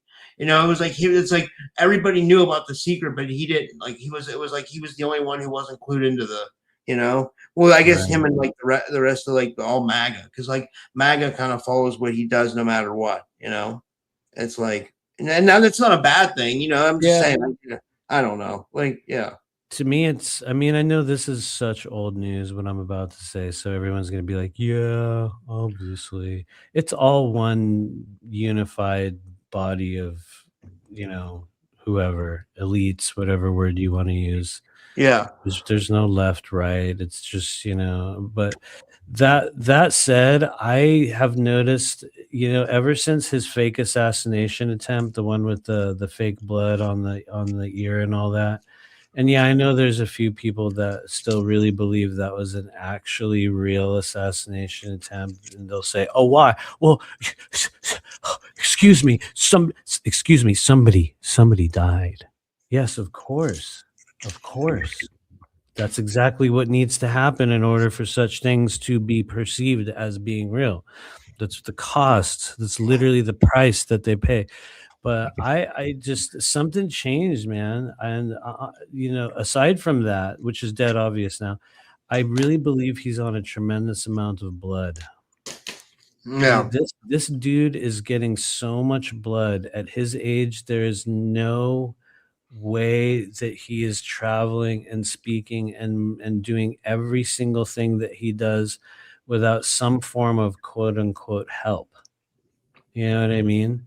No. And if it's not, like amphetamines or some kind of weird, like, nootropics, like they were pumping, Biden full of, it'll be, straight up blood. Yeah. Yeah. Straight. Biden couldn't stay awake, man. It was almost like they could give him like an amphetamine drip and he'd still be falling asleep. Do you think know what it's I mean? ever Like, going to be like revealed who was playing Biden? What do you oh, think? dude, I don't know. I mean, he took it bad though, man. Like the world hated Biden. Like I mean, that's why I think so many people voted for Trump because they're like, I can't see like voting for but like at the end of the day, it's like it's just like you said, like what are our choices? You know what I mean? Where's the independent choice of like, like I don't know, like It's very strange. It's definitely turned me into one of those people that's like, why bother voting yeah, that's ever how I am again? too. Which some people criticize heavily. That's fine. I'm actually very comfortable with being criticized, so please criticize me. You know what I mean? But, anyway, who knows? I don't want to be like a Debbie Downer about the world, but It's okay. like with all these data centers popping up, it seems like we're like headed toward, and like they're literally turning the water brown and shit. It's like it's a weird, and like more people are like complaining of being like targeted and shit, and like weird shit's happening to people, and like I just don't understand where we're headed, in this world. It's like and like more evil seems to be happening, and it's like. I don't know. It's like a fucked up world we're living in. Yeah, this is the scene of the movie where, like before the crescendo or the big plot twist or the rising action, the so-called bad guys take control for a while. You know what I mean? This is the scene of the movie where everyone's down and we're like suffering underneath it. You know what I mean? Like in the superhero movies, or Yeah. what is it, like Thanos already had that weird glove and he's like, you're all God. You know what I mean? And now we're in the aftermath, kind of something similar to that. You know what I mean? And not to make it just more stupid Hollywood comparisons, but on a real level, like I don't know. Some people will make fun of me for saying this, which is good if you do. I don't really think all is really as bad as we think it is. I think every event on the so-called world stage are events that we as a soul group, as a people that, embody this planet or exist on it, we all agreed for these things to happen. And no, that doesn't mean I'm not one of those people that's like every bad thing, it's just your agreements. No, I'm not saying that with everything. Okay, but what I am saying is that we have given consent to live on this planet at this time, and other people will say, "No, I didn't. I didn't give." And I'm like, "Okay, later on you'll realize that you did, and it doesn't make me right and you wrong." Or next week, a more important person on YouTube will tell you that, and you'll be like, "Yeah, okay," you know what I mean? So every soul chooses to come here, but I mean, we chose these experiences, and while I can be wrong about literally everything, where this is exactly what was meant to happen at this stage, as evidenced by the fact that we are living through it right now. And honestly, I think it's going to get way weirder. I'm going to be really honest with everyone, and some people might judge me for it, and that's okay if you want to judge me. But I am kind of hoping that we get to live through an end of days kind of judgment day, Book of Revelation type of timeline in this life. I think that would be amazing. I think it would just be so frightening and cathartic, and it would just be just such an incredible experience. You know what I mean? Because we're getting close, right? We're sort of getting close. And if you look at Peter Thiel and all those guys, and what's up, Peter Thiel and Palantir Area, how's it going? I just say hello to them, because they're cool. but that said, I mean, they're trying to bring about the end of the world, right? Yeah. So I'm like, is that such a bad thing? That is my I wanted to read something. So B Legendary in the chat, he said, what did Jordan Maxwell say about voting? So I had to remember. So I looked it up, and it said Jordan Maxwell viewed voting as an illusion of choice, arguing that political systems are managed by hidden global powers, and no matter who wins an election, the overachieving agenda of the ruling elite remains unchanged. The illusion of choice, same agenda. He frequently asked if people notice that regardless of who voted in office, the core system and its direction do not change. Controlled system. He taught that governments, banking systems, and structured religions operate as a single unified corporate style apparatus rather than separate entities responsive to the public. And he says the misleaders. He popularized the sentiment that the official political figures are not true public servants, but rather misleaders serving higher hidden hierarchies. Oh, yeah. Thank you, Jordan Maxwell. May you rest in peace in your other realm, in your other timeline, for providing us with such relevant and timely knowledge. Right? Seriously, though, for real, like the dude was a legend, you know what I mean? And Yeah. that's literally what we're seeing. What is one thing I would add, not that it matters, because who the hell am I? I think a lot of those people are doing so unknowingly. Yeah. Do not know. They do Yeah. not know. But I could be wrong. You know what I mean? What if it's like that or like that TV show V? You know what I mean? And everyone goes in the background and they pull off their human face and they're like, you know, and they're all like laughing together, you know, and this weird fake laughter, you know, with a huge like reptilian cigar, like, you know, and there's like all this smoke, and in the background there's like people hung up on chains, and you're like, you know, but they only show that on camera for like a split second, so you're like, you know what I mean? But that's probably what's really going on. Jerry, right? you know Jerry Cavazuto. She says the Frankish Sabbateans think that by being immoral, they can bring the ending faster. She says this is a poison worldview, and it is Thanks, done, and it is done through engaging in what is often called the lowest form of sin. That's the whole idea behind the Sabbatean, Frankist, or you know, whatever the term is it was like redemption through sin. You know what I mean? It's like, this is how we do it. We have to be the ones that do this really evil shit, because that's, you know, how we bring about, you know, redemption and the end of the world and the transformation. And so it was like they gave themselves full authorization to engage on the deepest levels of deception and evil and predatory and all that stuff. And I'm just saying, that's what it is. You know what I mean? Yeah.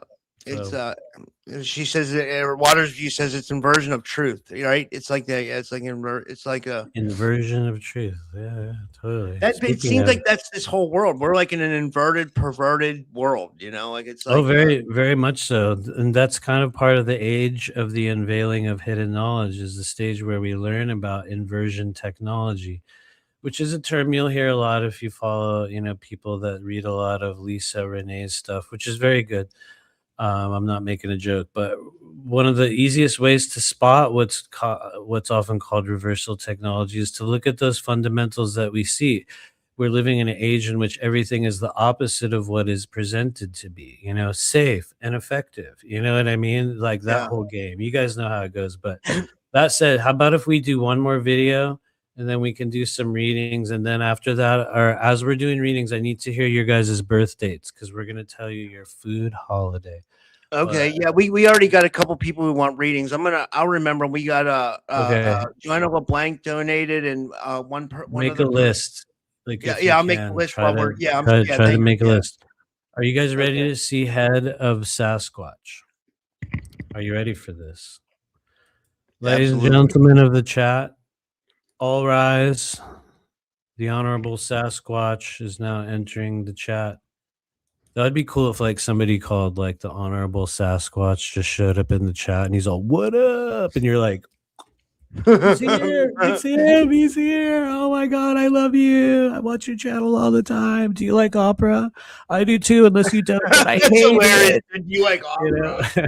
You know what I mean? Hilarious. Okay. That was so hilarious. You like for real though, for real. You know that's how it is. Okay, here we go. So this guy, ladies and gentlemen of the jury, ladies and gentlemen of the chat, I present to you article number 4 for your intuitive discernment awakening process.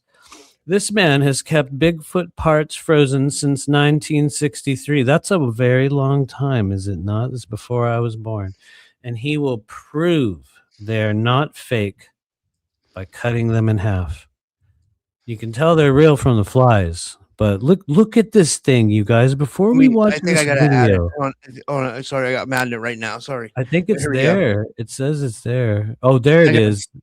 Yeah. Okay, there What it is. the you hell guys. is that? That is insane. Look at this thing.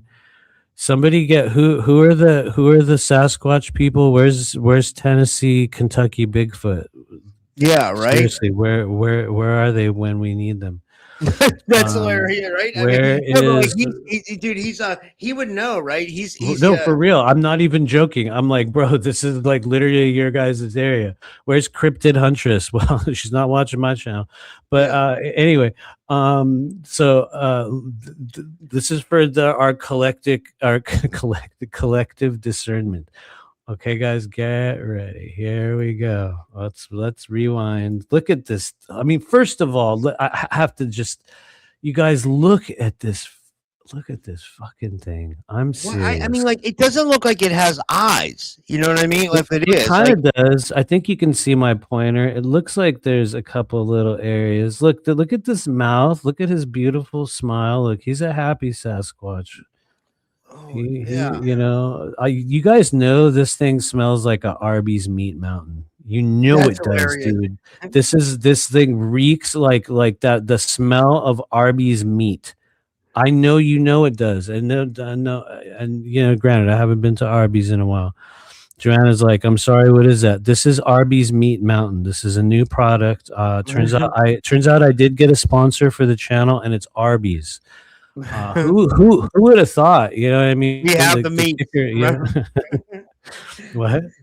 That was their slogan. Remember, Arby's slogan was "We have the meat." Right. I know, right? I can't remember the last time I went to Arby's.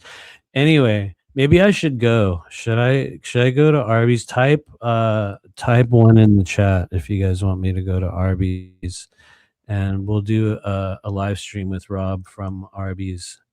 And we can, dude. For real, I will order the meat mountain, because you guys know the meat mountain's real, right? Yeah. Right. Like, you guys know this? The meat mountain's real. Mm-hmm. Okay, anyway, sorry, I'm just messing around. Let's watch the video, ladies and gentlemen. Okay, let me turn up the audio to maximum. Okay, here we go. Ready? This is Sasquatch. If you look carefully, you can see that there's flies on it. It's real. And when I cut it open, you'll see it's totally real. There wouldn't be flies on it if there's flies on it. If it was plastic or something like that, whatever you all think, there wouldn't be flies on it. It's real. If you look carefully, you can see that. The problem is, this is as far as it goes, right? Where is it? It's real. And when I cut it open, you'll see it's totally real. There wouldn't be flies on it if this what. Where's the video? There's flies on it. He did. Wait, okay. Did he ever cut this thing open? I'm sorry. Who is this dude? I don't know, but it looks kind of AI, doesn't it? Doesn't it look kind of AI? He seems kind of like desperate. You know what I mean? It seems like he's begging for acceptance. He's like, come on, I'm gonna cut this thing open. You know what I mean? I'm gonna be real with you. This is a face that holds a lot of, like, I would say, or not necessarily early childhood, pre-adolescent trauma, pre-adolescent social trauma, pre-adolescent emotional trauma, more so than physical. You'll just see it in people's face. You'll hear it in their voice. High intelligence. That says, assuming this is not AI. High intelligence, low emotional, high emotional reactivity. Poorly grounded. You can tell a lot with somebody's voice. I would say problem areas of this person's body will eventually be kidneys. You can see it in his forehead. Anyway. Sorry, that's a bunch of TMI information, guys. Anyway, I don't know where's the video. So Well, let's take this off the screen, and while people start requesting readings, go ahead. I'm sorry. Eric's joking. Well, Michelle said it looks like a cake, and then Eric said some guy pissed on a prop and said, "Well, there's the flies." But like, I don't know. Maybe it could be big. I mean, you know, who knows? Like, I mean, like, what do you think? I mean, like, I don't know. I'm open to believing anything at this point because, like, I don't know. You know, I kind of feel like it's AI. It's sort of just like the way he speaks and talks feels like those, like, you know, like mid-roll ads where they're like, I have a product. Here it is. It's not like any of the others. It's this, but it's not that. Turns out it was always this. You know, it's like this weird cadence. Isn't it crazy that they're able to make those ads so annoying? It's like, could you make this ad any more fucking annoying? You know what I mean? Like, it's like programmed to do that or something, you know? It's weird. It is very, very strange. Here. Okay, guys, we're going to do some readings. What we need to have in the chat is requests for readings, and I need to know your birth date. Just not the year. I'm the least astrological psychic you'll ever meet. So we can do your food holiday. We got 5 people that requested readings so far. Okay. Like Kit London, Michelle, Colleen, Joanna, and Cali Girl USA. Okay, let's do it. We can even just start now. The next time we come on the show, for those of you guys that are here, don't let me forget this. The next time we do Rob's show, we're going to find the video where he did cut the head open. Some of you guys will find it in the meantime, and if you do, send it to me or Rob. I'm going to look for it on my own, but I actually thought he was going to cut it open. So you can tell I didn't watch the final seconds. So anyway, go ahead. Who's first in the meeting lineup for today? There was 2 people who donated, but like, Joanna, if you want to put your name, I guess I'll just start with Kimberly Bamford, because Kim's a really nice lady. We'll get the people. Yeah. Like, okay, wait. Here's Jim. We can start with Kimberly. Okay, so the other thing is I'm gonna phonetically reverse everyone's name tonight. So Kimberly Bamford, you're now Bimberly Canford. Okay, seriously, I just do that a lot. It's a weird tendency I have. All right, Miss Camford, let's go ahead and start out. First, we're gonna tell you your food holiday. And so let me go ahead and look that up. She says August 7th. Is her birthday. And so just to remind everyone, everyone is born on a food holiday, meaning that every day of the year is an American food holiday, national this day, national that day. Let me go to August. Let's go to the month of August. It's a long list, guys. Turns out there's 365 days. I mean, who would have thought? August 7th, here we go. Oh my Lord, Bimberly Camford, you got a weird one. I don't know what this is, Kimberly. You got National Braham Pie Day. National Braham Pie Day, August 7th. And you actually have 2 food holidays on one day. So one is National Braham Pie Day. Anyone out there know what a Braham pie is? No. Please send one to Rob, and he'll eat it live on the air. And the other food holiday you have is This is a good one. Get ready. This is a cool one. National Raspberries and Cream Day. Boom. That's a good one. Miss Camford, congratulations. You have 2 food holidays on one day. So what that means is you can only eat those foods on that day. Hopefully you can withstand large amounts of sugar, because you're going to be eating a lot of sugar this year. Pull a card for you. Here we go. As we formally transition into the meeting stage. Kimberly was a part of our recent tarot class, as I understand. Thank you for being there. Thanks for being part of it. Thanks for joining us throughout that strange 2-month journey of hyper-fixating upon the world of tarot. Here we go. Let's pull a card for you. Bimberly Canford. Here we go. 3, 2, 1. Well, hello. Card number 1 in this evening's reading section is the Page of Wands. Congratulations, Miss Bamford. The message of the Page of Wands is simple yet vulnerable at the same time. If you're wondering, what am I supposed to do when this card comes out? Well, the pages notify us of new stages, new chapters, new energies entering our life. And depending on what kind of page you get is the type of chapter, the type of beginning, the type of new cycle that's starting. And when the Page of Wands comes into your life, you're in a stage where you are awakening new duties, new abilities. Sometimes, if the word fits in your life, things like jobs or careers, or really, to make it more specific, what you do with your hands. The physical activities that you engage in. When the Page of Wands comes in, you're being offered a new one. You're in a new cycle of those things.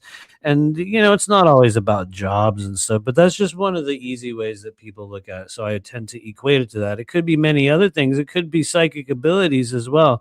But when this card comes in, you're at the start of a new cycle, and you need to remain vulnerable in your self-improvement process. But you also need to remember that there's something about you that is so real, very authentic, and you're not going to be in the same package as everyone else. That's how it goes. For Page of Wands gets it worse than most of the other pages. You've probably been aware most of your life that you've been in a different package than other people. Maybe you were too big, too small, too weird, too young, too old, whatever it is, too something. That's the Page of Wands. They're just like they're the one that comes in the room and you're like, oh, you?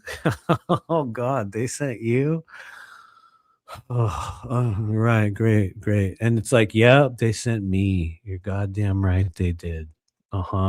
And you will be left over after everyone else is gone. And I don't mean that you'll be the leftover. I mean that other people will not survive the things that you're able to endure in this life, and you're going to be one of the few that's still walking around afterward, getting to watch the process. It also means your time comes later on in life, meaning a Page of Wands gets paid back later in life for a lot of suffering and a lot of vulnerability. You get paid back. It's just as you get older. So there's a lot more I could say about Page of Wands, but I would say it's a hopeful card. Just be sure to remain vulnerable in your process of kind of learning, in your process of healing, because Page of Wands does not like to be vulnerable. But if you're willing to be that way, then that's where your greatest growth will come in. And I'll shut up now. I will No, stop. that was great, man. That was you. I always say you do the best read. I mean, you're like always so detailed. Okay, so 3 people gave me their birthdays over online, or So Go for it. before we go with Birthdays. Kit Liz London first, she doesn't. She doesn't put her thing in the chat, so I'll just give you her name. Her name is Kit Liz London, and she said her birthday is January 4th. Okay, January 4th. Let's see. Let's scroll upward to January 4th. And what was the name again? Kit Liz London. Kit Liz London. Oh, whoa. Okay, you got a pretty good one. And let me be real with you, Kit Liz London. Not all of these food holidays are good. Like, I have a really lame one. I won't tell you what it is because it's just like, what? Really? Oh, God. All right, whatever. But you got a good one. So January 4th, congratulations, Kit Liz London. You have National Spaghetti Day. Congratulations, National Spaghetti Day. So what that means is next year on January 4th, the only food you're legally allowed to consume for 24 hours is spaghetti, which could get a little weird, right? It's going to be a very high carb situation for you. That could get a little strange. Yeah, I mean, you could feel a little bloated afterward. Let's be real. If you ate spaghetti all day, you'd be like, or I would, dude. It would not work out. Anyway, let me pull a card for you. For Kit Liz London and all those of you that guide her at the stage of the human experience. Here we go. 3, 2, 1. You should use the sound effects on StreamYard because they have a drum roll now. 3, 2, 1. For real? For real, dude. You should look in the settings as I'm doing the next reading. I think it's under like branding or some weird shit. Media assets, maybe. Yeah. But there's like a laugh track. There's a drum roll. But I'll be real. The drum roll kind of sucks. Yeah. See, it's more bongos. That's hilarious, dude. I'm gonna use these. Okay, here we go. Kit Liz London. Did we do a card for Kit Liz London? No, we did for Kimberly Bamford. Here we go. Kit Liz London. 3, 2, 1. And yeah. And congratulations, you've received the moon, which, as I understand, the full moon is upon us. Is it not? I believe it is. I might be wrong. I'm the least astrological psychic you'll ever meet.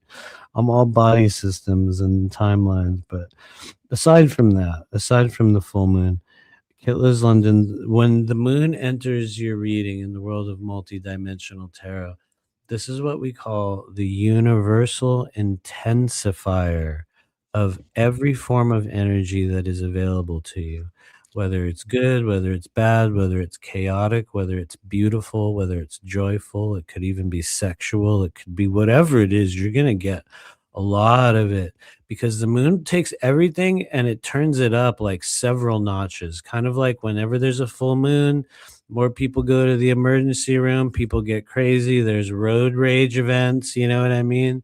Actually, I got road raged on the other day, not that has anything to do with that, but by which I swear to God, I got road raged on by this lady that was basically a midget, which was sad because I was like, oh my God, this person's getting out of their car. They're literally losing it. I'm like, oh, and you see it's like this like 4'9" tall woman, and I'm like, lady, you're the one that drove on the sidewalk, not me, dude. But anyways, long story short, so people are getting crazy. That's the kind of shit that happens when this card comes around. It'll be this freak occurrence, and no, it's not like really big life altering freak occurrences because the moon shows up every night, you know what I mean? It shows up every month. It could be a hormonal moon, it could be an astrological alignment. It could be, you know, it could be a number of things. The thing that you need to know is that any spiritual activity that you engage in, any meditation, any ceremony, any ritual, any acts of connecting with the unseen hidden elements in this world will have a much greater effect. So be mindful of that and use it wisely. Use it wisely. You also might, certain things could get revealed to you, to be totally honest. The moon will sort of reveal things. If there's something that you weren't really seeing clearly like a month or so ago, the moon will sort of come through and you'll be like, oh, or you'll be like, oh my God, I never realized that. Oh, what? Or maybe you'll be doing that in an exciting way. But anyway, that's the moon. I hope it helps. Thank you. Let me see here. Got this one too. Hey, nice. That's cool. That's cool. Did it do it? It didn't do it on my. It was supposed to be an applause. It definitely did. It definitely worked. I think you're just like 15 seconds behind us because of you're the one posting it. It's okay. It's all good. Okay, I'll go back to the list. So that was okay. So now we got Joanna LeBlanc. Oh, okay. Do we have a question? We need her birthday. She's in the chat though, so that should be easy. Like Joanna, do you have your? That Joanna knows her food holiday because I think, you better tell us if you're still out there, Joanna. I'm gonna rely on you to relay your food, your date. 6/1, she says. Oh my lord! Oh my lord! Okay, here we go. 6/1, the 1st of June, the very auspicious day. For some reason, I'm not sure why. Here we go. Here it comes. I'm sorry. How much did she donate? $10. I'm just kidding. I'm kidding. I'm just got that. I'm joking. I'm joking. I'm totally for real though. I'm joking. Oh yeah, Joanna, we did this, didn't we? Oh Lord, Joanna, you have World Milk Day. Congratulations. I hope you like milk. I hope you like lukewarm, high-fat whole milk.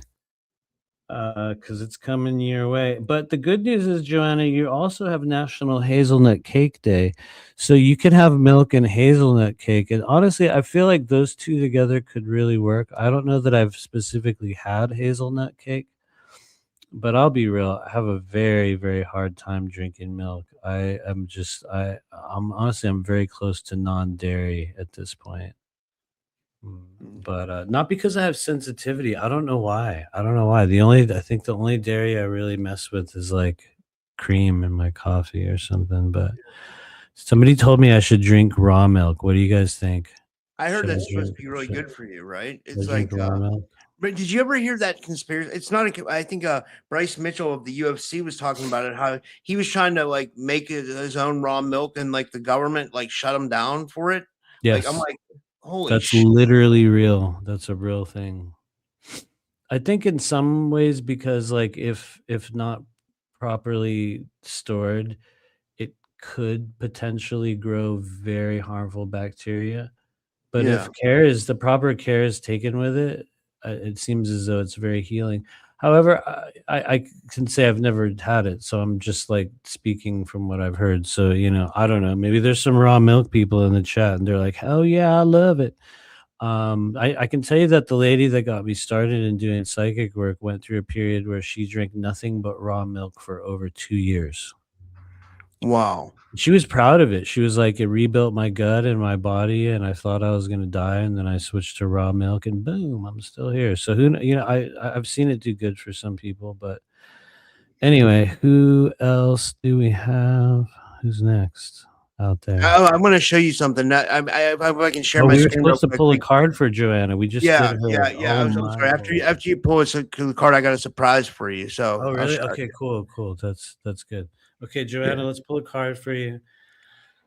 For all those of you out there currently assisting Joanna LeBlanc in her journey. Let's see, how do I reverse your name? Loanna Jablanc. Yeah, Loanna Jablanc. For those of you guys out there currently assisting Loanna Jablanc. That's funny. 3, 2, 1. Boom. Well, Joanna, you've got the 8 of Cups, which I know that you have your own relationship with based upon your, honestly, tremendous knowledge. But let's just go over it anyway, because for those that don't know, the 8 of Cups is often a symbol that approaches us when we spend a lot of time, maybe not worrying, but maybe preoccupied, maybe yearning at times, maybe mourning, maybe just worrying about, things that were left undone, ones that got away, things that didn't come together the way we hoped they would. You know what I mean? That which we believed we should have received, that which we think we didn't receive. You know what I mean? It's not necessarily the most joyful emotional perspective, and it doesn't mean that we're defining you as being solely in this chapter. It's just this is an energy that's approached, and so when it shows up, we really have to be mindful of where our focus is emotionally right now, and whether if it's on the past or the present. And that's usually one of the so-called antidotes for the 8 of Cups, is that we have to stay focused on right now, like right now in this moment. And also we have to take careful stock of the value that we do hold in this world, because I know you've heard this story, Joanna, but for those that haven't, eventually, even if you've never seen a tarot card in this world, you'd look at those cups and you'd count them all, and you'd notice that all 8 of them are there, and you'd be like, wait, but it looks like one's missing, right? And that's part of the story of 8 of Cups, is that we perceive things that we believe, or we see things in the world, maybe with others, or maybe just out there in some form, and or maybe it's a thing that we had at one time, and we're like, yeah, I was doing this and I was being that, or I was in this, or whatever it could be. Cups are self-identity, emotions, relationships, and the person in 8 of Cups often feels as though they don't have something that other people do, but the truth is you do. It's about changing an emotional perspective in your life, and also rearranging. I would say expectations play a role in it, because we could still be expecting things from a different era, or from a different timeline, or from a different version of ourselves. There's a lot that gets caught up in 8 of Cups, you guys. While it's not the best feeling moment, if people are willing to change their perspective on where they are in this life, it can really help you see things in a different way. And anyway, I'll shut up now, because I'll just keep going and going Yeah, Yeah. this is Kit Liz London wanted me to show this to you. She said this. She did this for you. Let me see if I can Oh, cool. share it. Because you always read everybody. She did this for you. Can you see it? Whoa, what? Okay, that looks cool. So it looks like you got the Four of Pentacles, the King of Cups, and the Six of Pentacles. She did for you. Ooh, Six of Pentacles is good. Okay, there it goes. Now it's in focus for me. I can't get it to, I don't know how to change it from being sideways because this is my new computer. I'm using my new. No, that's okay. That's perfectly good. Honestly, these are all very, very good people to have on your side. I mean, they have certain, they will have certain things that kind of they all have, right? They have an upside and a downside. But interesting. Thank you. I'm very grateful to see that Six of Pentacles. For those who don't know, if you're just wondering, what's the strange man talking about? Six of Pentacles, at least in my world, and for each individual reader, they're going to have their own version. That's a rightful thing. That's how you know you're really reading, is that they'll have a slightly different version of the same card or the same symbol. It's how you know you've made it your own. But in my world, the Six of Pentacles is often a symbol of extreme potential when it comes to things that you're manifesting. Could be abundance, could be money, could be also of like physical events that take place in our world. Pentacles are weird in the world of tarot, you guys, because pentacles are the most versatile. And a lot of people approach them very basically, saying, well, those are the element of earth. So, they're physical possessions and, they're money. And it's like, well, yes, they are. They're also what we call the currency of our desire. And our desires can come in many different forms. The pentacles are the means by which we get the majority of things that we want and need in this world. And remember, we don't always get them from money. But Six of Pentacles is a symbol that says you have a potential to accumulate or earn a lot of something. But you also got to be careful because you'll squander it all too. It's like, it's one of those things. Careful what you invest because you'll get it all back and more. And if you don't watch out, you'll turn around next week and you're like, oh. You're like, now there's nothing left. But anyway, thank you for that. Who else do we have? So we did Kit Liz London, we did Joanna, we have Colleen and Michelle and Cali Girl USA. They were all people who sent me their birthday. And Colleen, let's roll. Let's do okay. it. What's her birthday? Let me get her birth date. I'm pulling it up now. I'm trying to look on my. Okay, I'll look on my phone. She sent it to me. Her birthday is 5/24. She said. 5/24. Okay, let's find out what's going on. Oh wow, my phone was right on May. That's a good sign. Oh my Lord, you have a very, very unique food holiday, Colleen. It's Colleen, right? Yeah. Okay. You have two, and these could be good for you. I'm gonna be real. One of them is something that I eat. Another one is something I've never had. But congratulations, Colleen. On May 24th, you were born number 1 on National Asparagus Day. Congratulations, National Asparagus Day. If you're into asparagus, you are in luck. And then you're also born on, to make it even more interesting, you were born on National Escargot Day. National Escargot Day. So that could be interesting. Technically, now that you've accepted this timeline, it's the only thing you're legally allowed to consume that day. So, wow.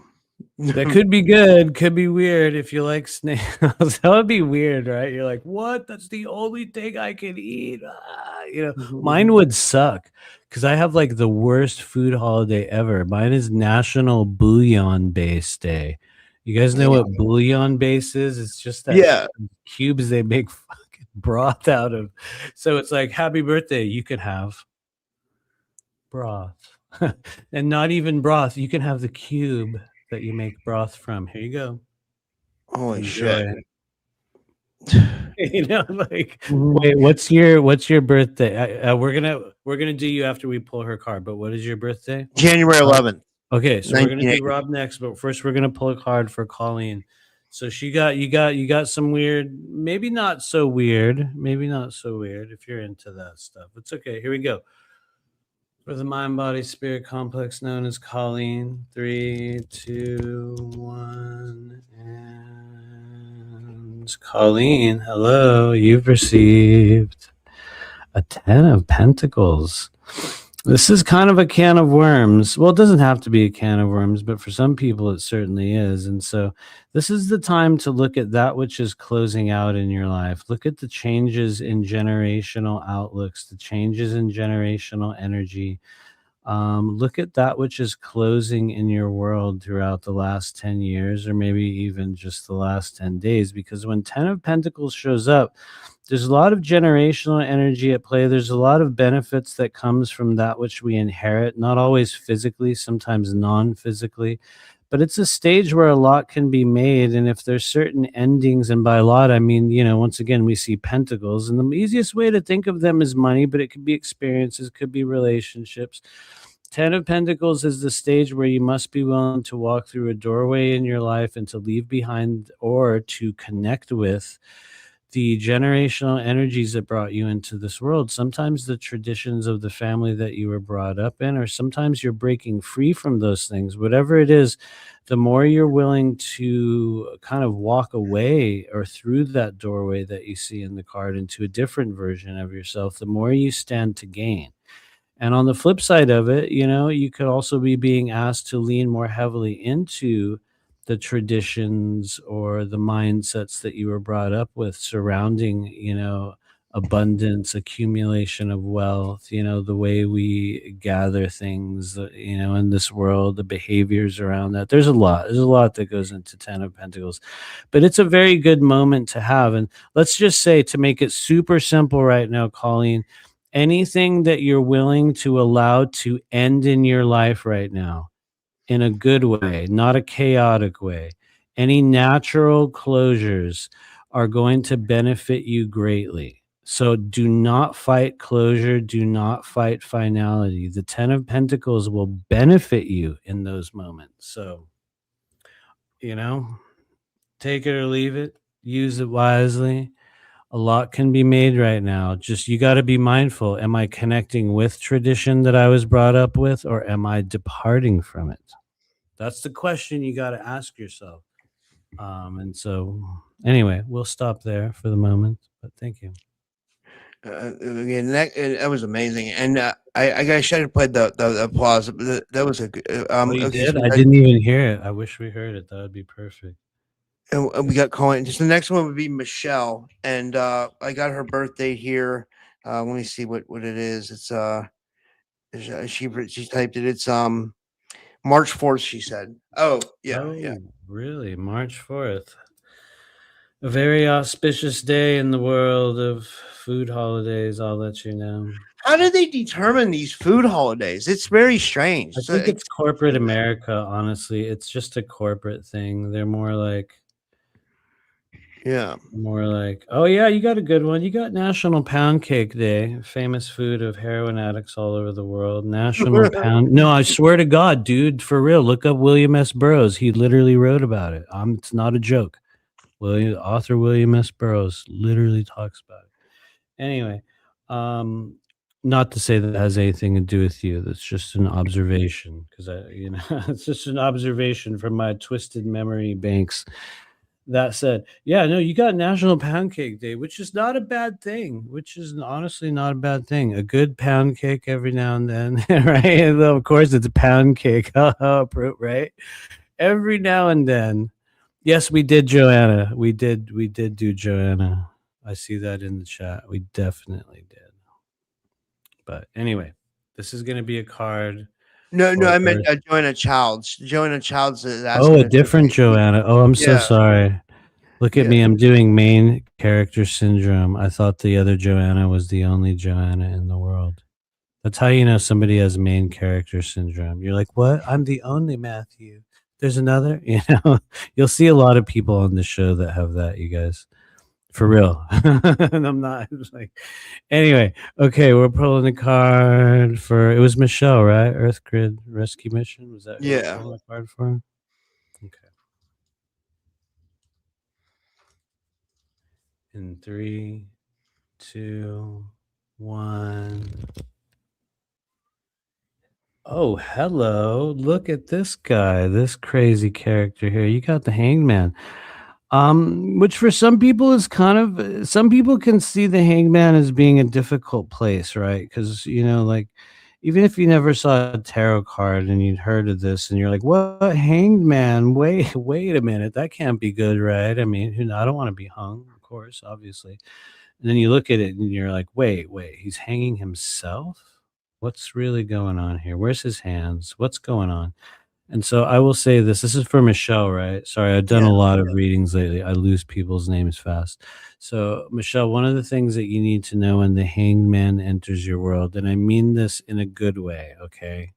But for real, this is a real life lesson of the Hanged Man.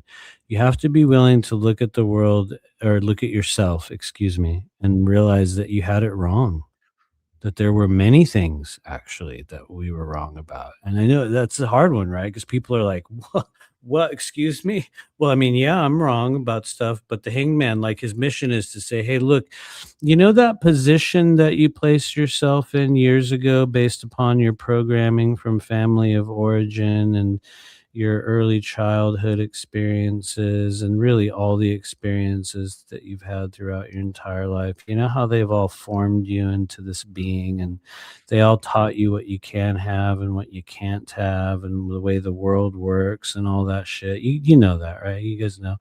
That's the Hangman. And the Hangman is the stage of your life where you have to look at those things and realize, like, wait a minute, you mean they told me what they told me was wrong? Yeah, turns out you got the wrong information, but in a good way, because the Hangman is limited by his perception. He's limited by what he was fed by the world, and he's not actually stuck. The Hangman is the limitations that we place upon ourselves. And when he shows up in your readings, his most common meaning is telling you that you're playing it too small. What you had wrong about yourself was not that you thought you were bigger, not that you thought you were better, not that you weren't too big, you were too small. And the Hangman is here to say, let go of your perceptions of what you think you can and cannot have right now. At some point in the journey, someone gave you some information and it got inverted. How do we know it's inverted? Well, look at you. You're literally inverted. And I'm not saying this is you. Literally, you get to decide how much of this energy you hold and in what areas you hold it. But the Hangman is classically reversed. And likewise, some of his capability to create movement is taken because his hands are behind his back. We don't know if they're tied or he's holding them there, but you have to look at your world and begin to realize the areas where you're playing it very small. Or you could flip it around and say, I have authorization to go much bigger, much louder, much, to be more visible, to be seen in a different way, to flip things around, to present myself in a different light. Oh, hell yeah, you do. In fact, if you want to be seen in a different light, you might have to do that. You might have to break from a bunch of traditions and a bunch of expectations and drop out of that tree, which is where, yes, you hit your head and you're like, fuck, oh, right? We have an upset in our life. He falls out of the tree and he's like, whoa. But that's where you get the use of your hands back. And the Hangman's a good stage for really anyone if you are willing to look at the things in your life that you were taught that are incorrect, which for some people is challenging because we will inevitably have to realize that like I just said, we held ourselves back. We were held back. You know what I mean? And so the Hangman notifies you of that and says, hey, bro, you can change everything. Let go of your perception of what you think is real and what you think you can and cannot have. And anyway, I'll shut up now. I'm going too far on your Hangman. So, but it's a good card. Don't worry. I love that, man. That was great. The next one was Cali Girl USA. But wait, I don't know. She sent me her birth date. It's okay. She's over on Rumble. I don't know. That's okay. We'll tell the next person that puts their birth date in the chat that I see will do your birthday. But for Cali Girl, we will also pull a card. So don't worry. Maybe she doesn't have a birthday. Maybe Let is me that see is if that she even put it in the chat. possible? I mean, I don't know. As a former child, I Oh, do she- believe it it's is July possible. 15th, she said. Sorry. I just looked at it on her. She put it in on Rumble. Oh, that's Yeah. okay. Earth Grid Rescue Mission says it's upside down though. What does that mean? It means that a lot of the information you were given, whether it was early childhood or other stages, that they gave you the wrong idea about what you were capable of. It usually comes from family of origin. It's like the stage of your life where they taught you this is how it is. We get this, we don't get that. We're not those kind of people, sweetie. You know what I mean? Or however your family programmed you. You know what I mean? That's why he's inverted, because it's like the programming that we received was inverted. And don't worry, it's not about you. It's not your fault. It's not one of those like you had it wrong. It's not that. It's like, hey, the good news is you were wrong about that, because now you get to go way farther if you're willing to let go of your ideas. That's the kicker. It's like, you gotta learn to recognize that part. But like everyone goes through that. And so anyway, we were pulling a card for Cali Girl, right? Yeah. Let's see if I can pull her up on It's all good. Did she get a hard to birth pull date? her up. It's okay if she didn't, because I'm gonna do the next birth date I see. Oh yeah, she's July 15th.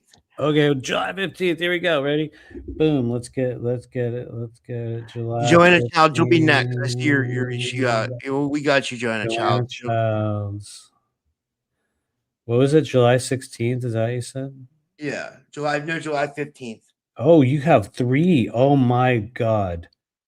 California e-girl. You got National Gummy Worm Day. That's a fun one. Congratulations. You were born on National Gummy Worm Day. You also got National Hot Dog Day. My Lord, you got Hot Dog Day. So you're going to be putting gummy worms on your hot dog. And then afterward, you're going to be celebrating because you got National Tapioca Pudding Day. Wow. That's an awkward combination, right? It's like That gummy is. worms, hot dogs, and tapioca pudding. That is really weird. Interesting. It's like, okay, all right, okay. And let's pull a card for you for Cali Girl. She's probably not watching anymore, but I'm curious what part of California you're in. As a former California resident myself for exactly 38 years, I'm curious where she'll put it in it. She's watching. Her and her mom watch from. She told me they watch from California all the time. They're pretty good. I don't know. I've never seen her, but she seems like a really good person. Here we go. I want the day to come where we're like, seems like they're a really good person, whoever that is that we're describing. And it turns out they're actually like this AI that looks like Hal from, like 2001. It's just like a red dot, in the background. And it's like, thank you, Rob. It's an honor to be in the chat stream on your show. And you're like, I love that guy, man. He's so fucking polite, dude. He's so cool. And it's like, yes, I am Rob. Thank you for having me. And it's like, dude, that would be freaky. But it's not HAL 9000 anymore. It's like HAL 90,000, right? It's like that would be crazy. It's like the new generation, which means, of course, they're going to make a movie about him, and they're going to have a bunch of merchandising. And let me ask you this question before we do a card for California e-girl. In what part of our disclosure timeline did anyone decide that Dr. Phil was going to be a part of that? Did you see that? Dude, that's hilarious. Like, how does Dr. Phil have anything to do with disclosure? That's so funny, right?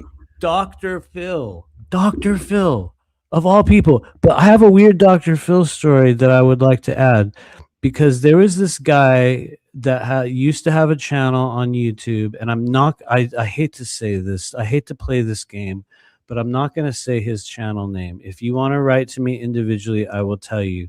The reason why I'm not going to tell you this guy's channel's name is because he's one of the most real versions, and it's like I feel like too much attention will fracture him.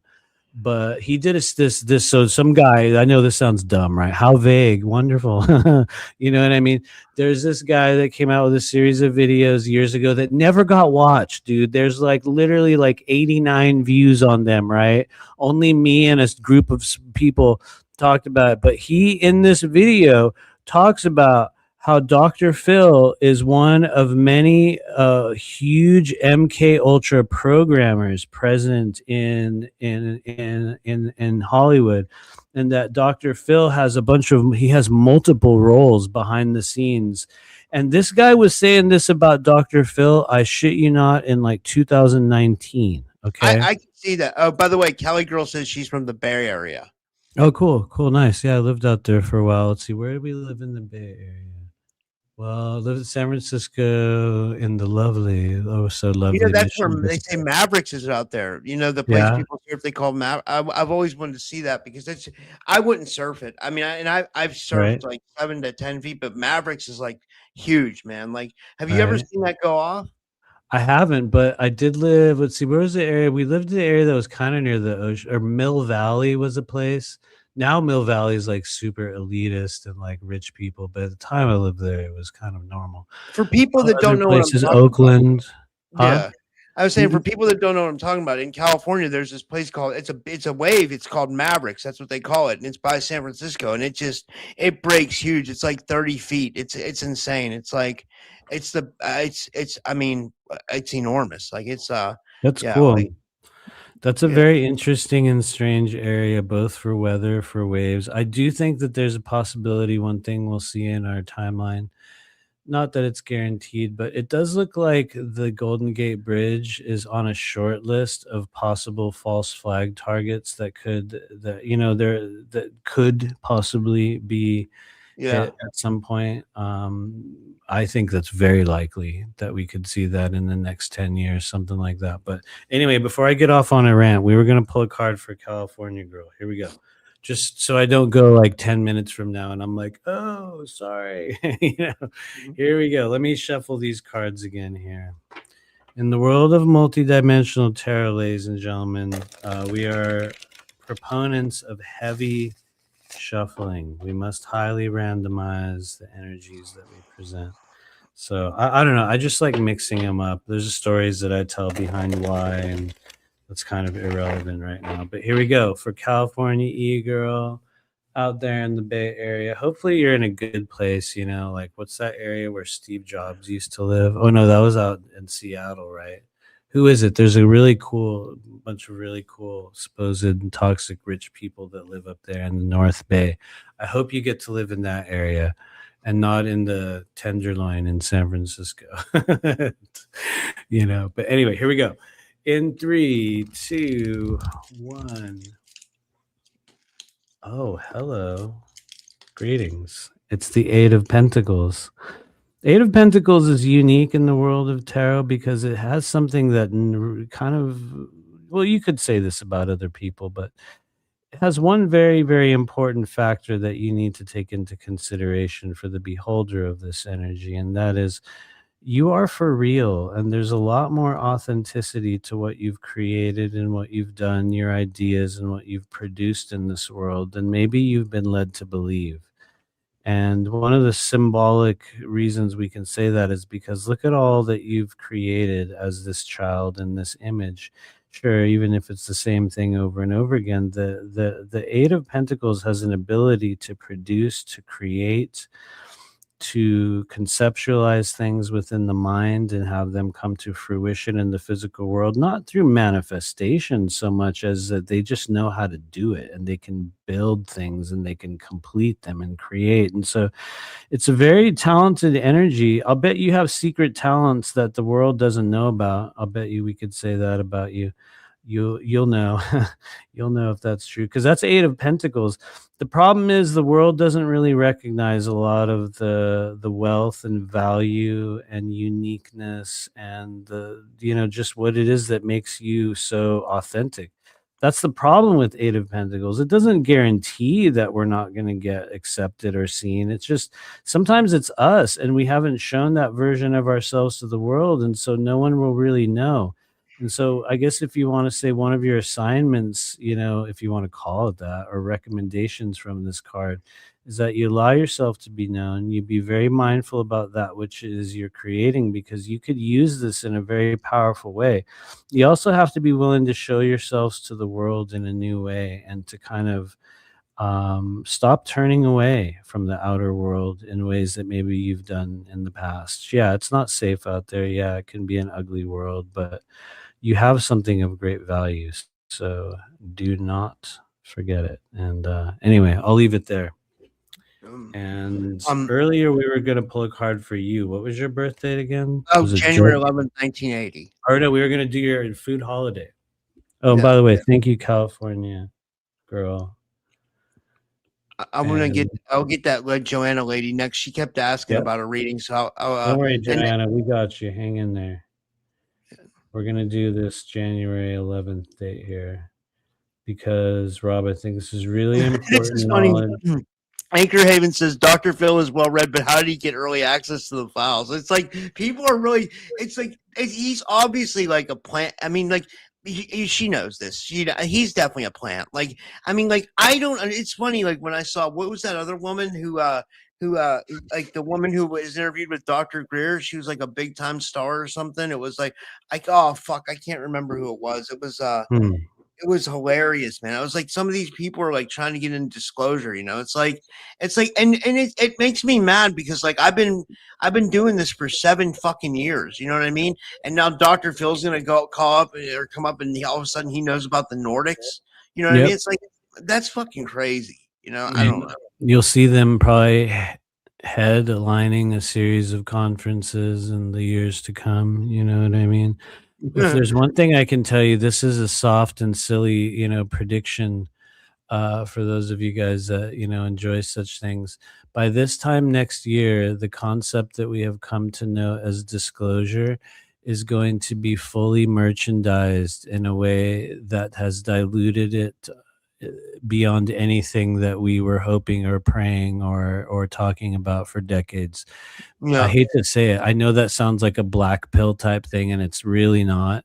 But we're going to get to see the way the corporatized powers that be take a very real thing and turn it into shit.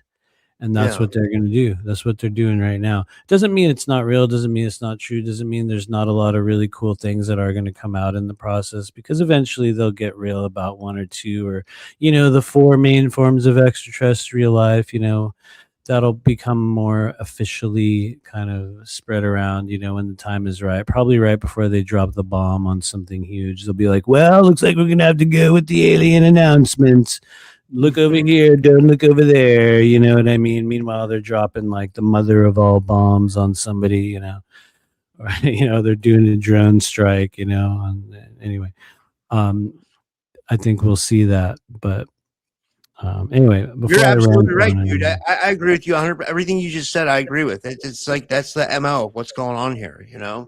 It doesn't mean it's not cool in a lot of ways, because it's like I think some people would hear me say that and they're like, "Oh, you're so pessimistic," and you know, like I was saying, that's such a black pill outlook, you know, to use a cheesy, you know, phrase of modern times, you know. And I really don't think it is. I call myself a realist, and even having said that, you know, I've probably seen a little bit too much, and so I think within that there's a cynicism that happens after seeing thousands of people, you know, on Zoom over the years, and everybody's a special secret soldier now, and it's like, yes, you are. Oh, yes, you are. And I just don't play that game. I feel the exact same way, you know, because I've interviewed so many people, and it's like I swear to God, it's like, you know. It's almost like you almost have this knowing, you know what I mean? Right. Oh no, you have the same thing with like your psychic abilities too, because you've done so many readings that like you're like, it's just like you can probably see right through people.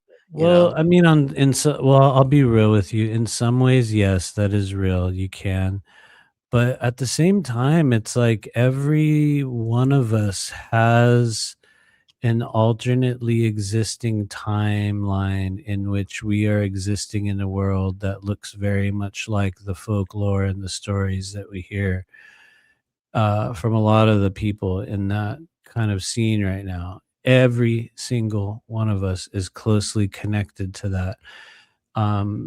Does it mean that it's a thing that's happening to this version of us in this body? That's another can of worms. But I mean, anyone can tune into it. So yeah, I will give it that much. It's a real phenomenon, you know.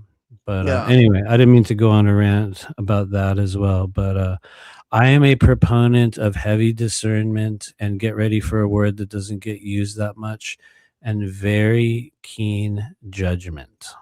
Yeah. Yes, the dreaded word judgment. Yes, we need strong judgment. We need powerful discernment. We need to be, again, calling what is true and is not true at our discretion based upon our level of understanding. It's part of how we grow. And in many different scenarios, you will be proven wrong and you will be proven right. And it's not about amassing some record of I got this right and that right. It's about learning, like, what does authenticity feel like? What does performance feel like? What does confusion feel like? What does a person that has misinterpreted their trauma as a space experience, what does that feel like? Because, for those of us that have gone through certain traumas in this life, to suddenly be able to give that a deeper meaning and have it be part of something that sounds heroic could, really changes the power structure for some people. You know what I mean? And while that in itself is not always the best way to look at such things, it is a thing that can, redefine how a person feels about themselves. So there's, for those that can follow where I'm going, you can see there's so many layers of deep emotion and identity and multidimensionality and technology, and also very real, weird, twisted shit all mixed together. And so, anyway, I'll shut up on that now, though. No, I feel you, man. I agree Like with you. every time I talk about it now, like 20 people unsubscribe from my channel. It's amazing. I'm sure they're all AI bots. You're like, you're at a point where you want the truth. It seems like you want the absolute truth, and you don't want any bullshit. I'll be real about that. I am at a point where I believe that the truth is available for those who are willing to seek the truth within themselves. And one of the things that I do not see within our current community are those that are really, really deeply devoted to uncovering and facing those shadow elements and those delusions and distortions and projections of the mind that are being thrown around today by a larger community as being fact. I mean, remember, guys, we're living in a time in which, fame is based off of a series of, for some people, memories. I remember this. Therefore, Yeah. I am this. You know what I mean? That's a big problem. Like, I like, between me and you, and like obviously all the whole audience, and there's like 30 people on Rumble watching and 40 people on YouTube. But I mean, like, like, I let people come on and say what they want, and I don't have a problem with anybody. And I've set up this whole thing. It's like, we go deep, you decide. So I let people, but like, I like that really, about you. dude, like, I agree with you 100%. Like, where are we at with disclosure? Where, like, like anybody can just say anything, and we need to have something that, like, some barrier of, like, because what are we doing for disclosure if what if some of these things aren't real? You know what I mean? Like you said, like, you know what I mean? What impact could that have on disclosure? You know what I mean? Right. Well, it's It sort could of have a massive impact on it because people are being misled. Yeah. But I guess that's the age of the unveiling of hidden knowledge. The process that we go through as a collective, as an individual, of learning to uncover and discern what is true and what is real. And I guess the place where I slightly differ, and it's not just me, lots of other people are there as well. For me, it was less about trying to understand, an alternate realm that I only had vague memories of. And it became more about understanding, who am I here in this life? What is my mission in the now moment? What am I called to do, to be, to become, to heal, to overcome, whatever. For me, it became about the mission of right now versus some nebulous realm where I feel elements of my power because I can tell there's this other version of myself, which is also very real. And I think that's a stage that we come to as certain layers, to go back to previous guests that you have, as we remove layers of energy from places that are often called seals, things like J seals or frozen gateways within the body. There are layers of experience that do return to us. And there are timelines and sort of layers of knowledge that are buried within the body that at times are very, very authentically real. And then there's also, a lot of just confusion around it. And I think that's where I kind of sit right now with a lot of it. That's see it. tough. It's a tough place. I feel you. Yeah, It's I'm a tough sorry, place yeah. to be because, like, I'm sorry, I didn't mean to. It's Okay, go ahead. I'm excited though, because it's like you're right. There are a lot of things that are real that we cannot prove, but then it's like we're walking this like tightrope. You know what I mean? If that makes any sense, I don't know. It is. No, it is. It's very much like a tightrope. That's why I think there's needs to be more discussion around how do we know what is real within the framework of one's mind? Because if you follow the current narrative, and while it will seem like I'm singling someone out, I'm speaking about a larger narrative. Okay. So I'm being authentic with what I'm about to say. And if you haven't noticed, every single literal person who claims to be a secret space super soldier is only an assassin, only a portal opener. They're only a highly skilled secret operative that's been on a number of missions through a number of worlds, but they've never, ever, ever, ever been an admin worker. They've never been a janitor. Well, no, there has been one person. Hate to say it, got to admit it. Tony Rodriguez, Tony was. Tony. And like he He's was the Daryl, only right? one, Daryl wasn't you know? Daryl was wasn't he like a slave on the mine? Right. Oh no, he was right. So there are some people that do embody that, and granted, it's well known Tony publicly hates me, but I will always say, like, yeah, he gives a good example of authenticity in those areas, does he not? But that's my question. How come there's no nurses of the SSP?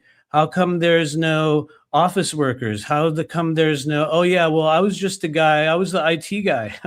How come there's no, I was actually the janitor. I was just refilling the toilet paper. How come there's none of those infrastructure? There's only a highly skilled team of secret assassins moving through portals in space. You know what I mean? And there's a lot of very intelligent people that are coming to the stage where they're looking at those things and they're going like, something doesn't add up. Where are we in the overall uncovering of these things when we've splintered off into what is essentially every single person's got multiple clones and 29 different alters. And now it's like if you want to be famous, you got to have dissociative identity disorder, right? I mean, it's like, that's the only way. Well, how many alters do you have? I've got 55. Oh, I'm sorry, I only have 3. Well, yeah, I'm sorry to hear that. So, you know what I mean? It's almost like the competition to be the most traumatized at times. It's a weird world. It's a weird world, And, I know, the opinions on the show are not necessarily of the show, they're mine, but it's a thing that I watch with great enjoyment and great skepticism. And, every now and then a little bit of annoyance, but anyway, who else? You kind of had you challenged the whole Corey Good narrative pretty hard, right? Like, which is like, that's not an issue. I did because I commend had that, to, though, because I was there physically with him.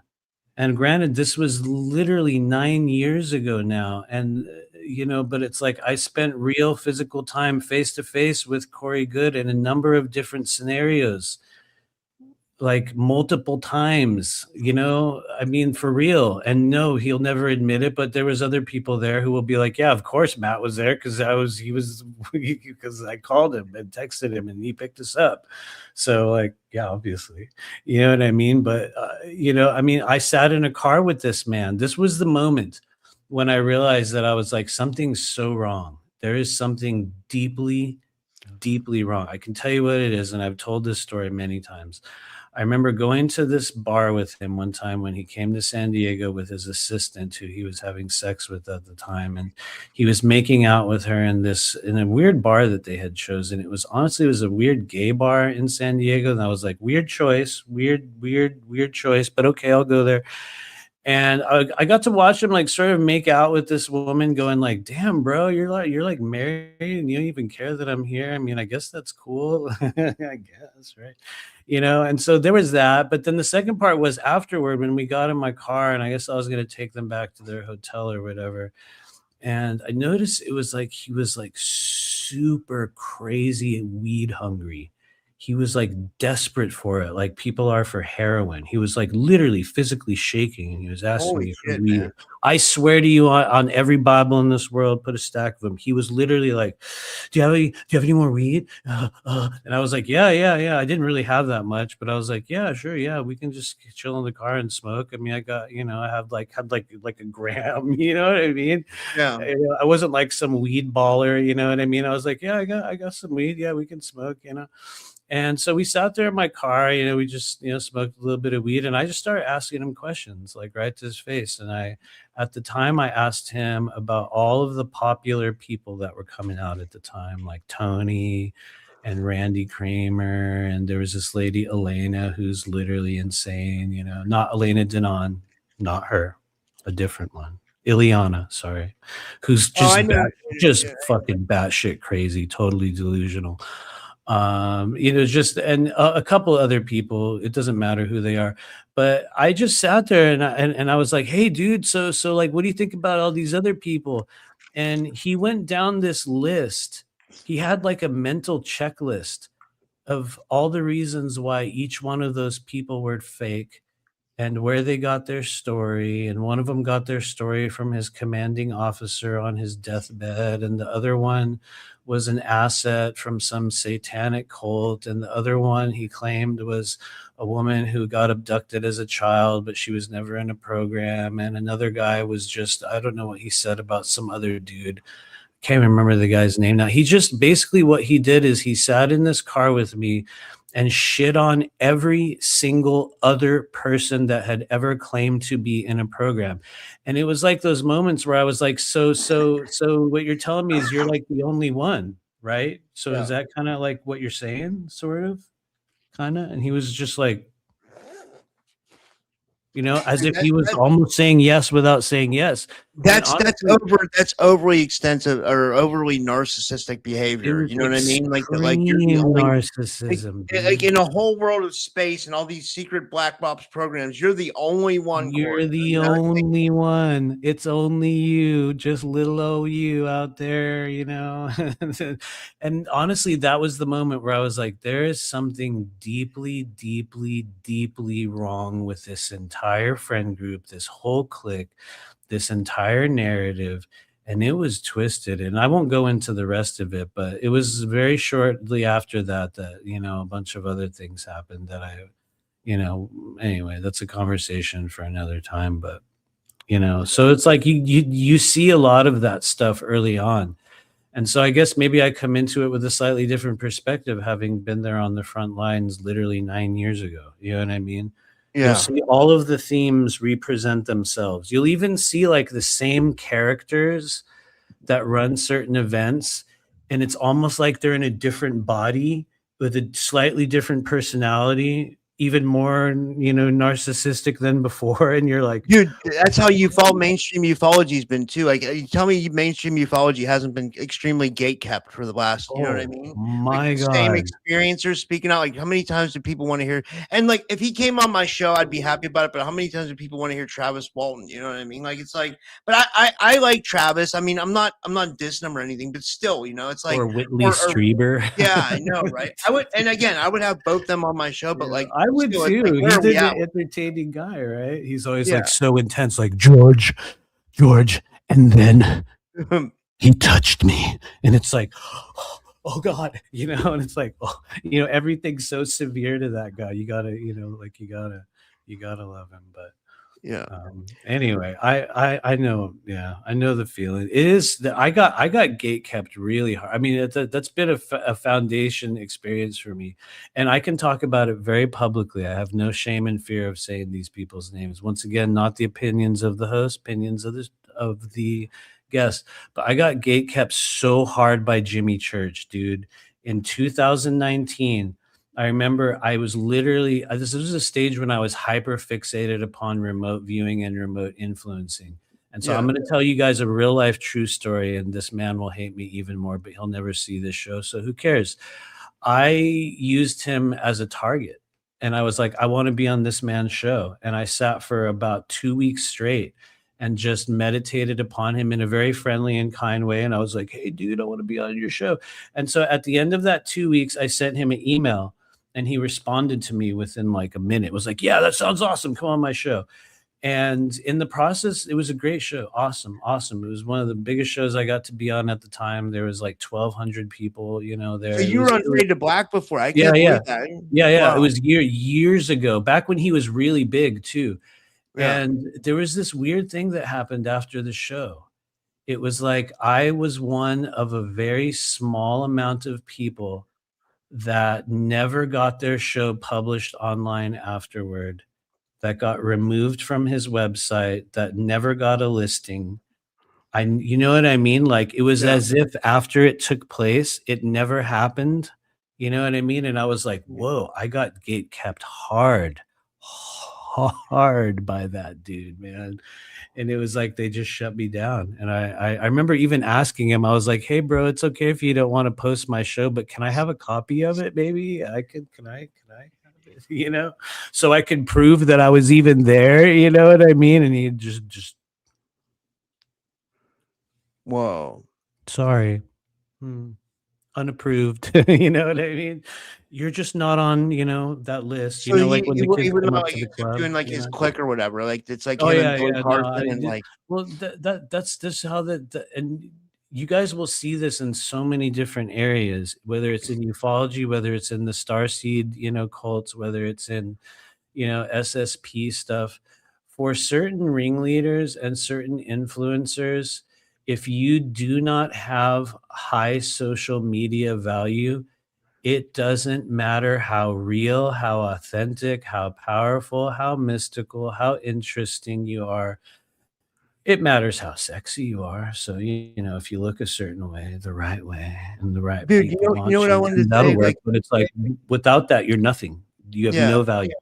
We talked a lot about like for people that are just joining the stream, and thanks Night Captain for raiding the stream. Like, but for those people that just joining the stream, we talked earlier about like we both were in addiction. Like, when I came out of addiction, that's when I found out about the Anunnaki and like every other conspiracy in like 2013 or something, and like and like so what I'm saying is like I came into this with like all benevolent intentions. Like I looked up to all these people, you know what I mean? Like I thought like so good of this community. Then once you get in it, and it doesn't matter which one, it's like just like you said, the UFO one, the star seeds, the secrets, all of it. You know what I mean? Like, you know what I mean? The paranormal, it's all like gate kept and like, and then you find out like some seedy shit that goes on in every one, like for real, like crazy shit. It is. No, it's very seedy now. Like, dude, if you look at his face now, it's like you can see he sold himself to something. It's like every time he posts a picture on like Facebook, it's like, that meme character, Hide the Pain Harold, that dude that's always like smiling, but he's like, that's like that is him now. You know what I mean? It's like, whoa. I noticed somebody in the chat was like, maybe you cut him off and that's why he didn't want you on the show. Oh, how cute. No, it wasn't. Gatekeeper, ego, and toxic energy. But hey, maybe you were there.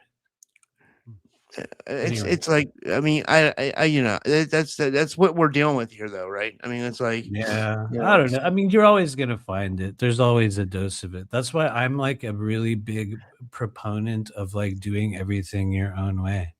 I think that's like the path toward, like true creation for a lot of us is stop waiting to be recognized and start creating your own way. And honestly, I guess if there's one thing, and I'll stop after this because I know there's a couple other people. So this I was going to say we could do Joanna Childs and maybe Andromeda because it's already midnight here. Andromeda, yeah. No worries, we're gonna do that in a second. But if there's one thing I can say, if I ever did anything right, it was doing it my own way. That's one thing. They will look back on history and they'll be like, he might have been weird. He might have been kind of combative at times. He might have been a little, awkward and too sarcastic, but he was real and he did it his own way. Like that Frank Sinatra song, My Way. I did it my way. Yeah. That's a great song. Anyway, Joanna Childs. Let's do it. Okay. I'll put her. She had a smiley face here. No, but Wait, no. was it Did you make? Juliana That's why Child or I think I get Julia along with you Childs? so well because, like, we and you, we feel the similar about a lot of stuff. You know, Yeah. I know I have to portray myself a certain way on my show, but like the way I really feel about stuff is very close to like how you think. You know, honestly. Yeah. No, I feel you. I appreciate that. I also like know other people. A lot of people feel the same way. Anyway, let's do it for Julia Childs. Here we go. I know it's Joanna Childs, but as of this moment, you are now the famous chef Julia Childs. So, oh, by the way, thank you. Tallest one said it in the chat. Rob, I do have a weird thing I have to say before we go further. You also had Milk Day. Did you guys know there's 2 Milk Days? Joanna LeBlanc's birthday was Milk Day, and January 11th is also Milk Day. Whoa, I So like milk too. the tallest ones. Oh, is he one of? I think you're one of the tall grays. I see your thumbnail. Okay, so he's one of those really tall grays. Is like Milk Day. You silly humans. You silly biological third density consciousness being. You silly cause and effect linear timeline creature. It's Milk Day. You know, we're like, what? Do not perceive me. You're like, okay, I can't. You know. Anyway, this is for Julia Childs. For those who don't know who Julia Childs was, she was a famous chef. She has unfortunately passed on. Dude, But, you know, she was a very like lovely her, person. She, you know, like she had her, Bob Ross, Richard Simmons, the people of the 80s and 90s, Oh right? yeah, Like, Richard Simmons is still out there though, isn't he? Is he still out there? You know, I heard something so funny. You remember Pauly Shore? I guess he did a movie where he portrayed Richard Simmons or something like that. I just took a couple hits of my weed pen. No, that's okay. I know that we're supposed to do a reading for Julia No, Child. it's okay. We can chill. I'll chill for a while. I have to say this. I have a Pauly Shore story. So I was in a relationship for several years with a girl who claimed that she dated him for a time. And I know that she did. She would have no reason to make that up. And she claimed that he had something wrong with him, which I now believe to be something that was like disassociation or an alter, because he said that there would be times of the day where it's like he would go blank. He would literally just check out, and it was like there was no him. It was like he didn't exist, and he would just, and like the way she had like described it is he would just sit there and freeze and like, what? That's bizarre, dude. You know? and then eventually she would like talk to him, and he would start doing jokes and stuff, and then it's like, oh, it's okay, you know, and then he would just snap into this, you know, like silly version of himself. But yeah, she was like, he used to like glitch out. He was so weird, you know, everyone thought he was weird. And I was like, whoa, that's wow. Okay. Did you meet a lot of people like famous actors living in California forever? Like, not really. I mean, I guess I ran into Robin Williams like when I worked at Starbucks at one point, and he looked very sad and miserable. I gotta be real. I remember he ordered a vanilla latte and all these people were hounding him. And I remember I gave him his drink and I was like, good luck. And he was like, you know, doing that silly, like, I'm always on smile, you know. I remember him. I remember when I was working at that shop in Los Feliz, there was a lot of famous people that came in there, but I didn't know who any of them were. I remember like people were, you know, who came there one time, everyone lost their shit because they were like, oh my God, it's Travis Scott. And I was like, who? Yeah, I don't know who that is. I'm like, I have literally no idea. And it was like 20 black dudes in like black SUVs that stormed into the store and everything went dead quiet. And I was like, oh, okay, damn, I'll be in the back room. You know what I mean? I just went in the back and chilled, but they're like, it's Travis Scott. And I was like, okay, whatever. I didn't know. The only one that I cared about that came around was Paul Rubens, Pee Wee Herman. Remember he got cut jacked off in the movie theater? Yeah, I did get to shake his hand. I got to say, "Hey, Paul, thank you. I watched your show." Like I did the whole geek out thing. I was like, I used to wait for you every morning as a kid. Honestly, he was very gracious, but he looked very depressed, and he was very like, "Oh yes, thank you." Whoa. I mean, just he was low key, you know, very just like Yeah. kind of like everyone says that. Thank you. Okay. Dude, that's But fucking great. but Yeah, yeah. kind, authentic. He didn't seem sick. He didn't seem negative. You know, I was like, oh my god, it's Pee Wee. You know, that was the only one that I was like impressed by. And then of course there was, you know, anyway, I won't go into it. A bunch of other weird shit, but Yeah. I was oh gonna yeah, say, Molten Salt says he was jerking it at an adult. He was right. Yeah. He was right. He's Yeah. right. He was. He was. He got caught slipping out there. Yeah, I right? found a way to merge the chats. Like if you stream on YouTube and Rumble, they separate the chats, but Oh, if you good. put it up on the screen, it'll merge the chats. It'll put up the Facebook Right. ones too. It's like I don't know. It's like a cheat Yeah. code. Right. No, it was. Night Cabin's like, I guess it was. There's a point there. But you know, you gotta appreciate that about Pee Wee. You gotta be real. He was just technically he was doing his own thing, right? He didn't victimize anybody, right? Pee Wee Yeah. was not on the Epstein list, right? Yeah. That would be He weird. really wasn't. He wasn't, you know, like That would be weird. You know, he Eric just got says Pee caught. Wee's Big Adventure, cool bicycle in that movie. Remember Large Marge? Tell him Large Oh, Marge yeah. sent you. Dude, I'm not kidding when I say like Pee-wee's Big Adventure, like the movie and his show was actually a phase in our life for me and my Yeah. sisters. Like I was not unironically into Pee-wee Herman. And at that stage, I didn't even know what gay was. So I was like, oh yeah, he's so funny. You know what I mean? We were like, we just thought he was cool and weird, you know, and who cares anyway? But you know what I mean? It was like, yeah, so still the age of innocence in some way. I was told I said it when I was on that show with Pink Bell. I watched that American it's ABA pop culture. It's he talks a lot about the 80s and 90s and stuff. I love that, man, because I love going back to that time, man. Oh, Like totally. Right?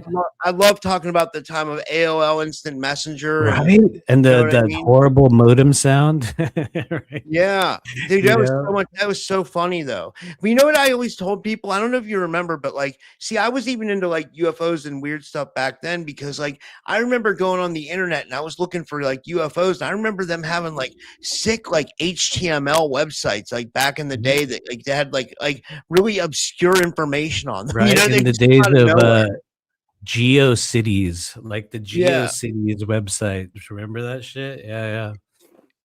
that That was was a big cool. deal. You know, they say, and I don't know if this is mathematically accurate, but I read on X Twitter, if you're old, the other day that the time frame between 1950 and like 1990 is about the same as it is from like 1990 to like 2026.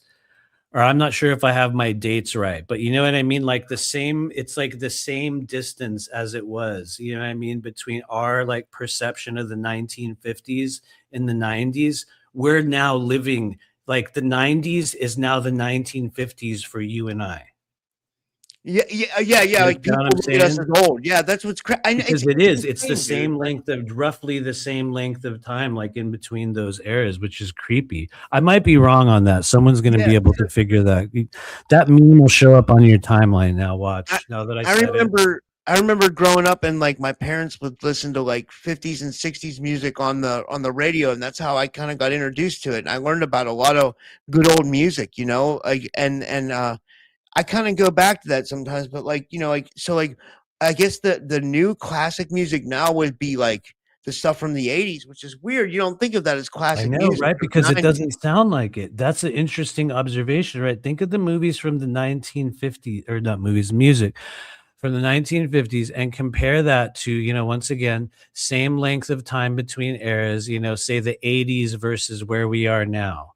You know what I Yeah. mean? And how come movie or songs, once again, that are 30 years old don't have the same antiquity in their sound as they did from that Yeah. earlier age? And, you know, that's an easy answer in some ways because they're like, well, it was the age of analog, you know, pre-digital, pre-internet.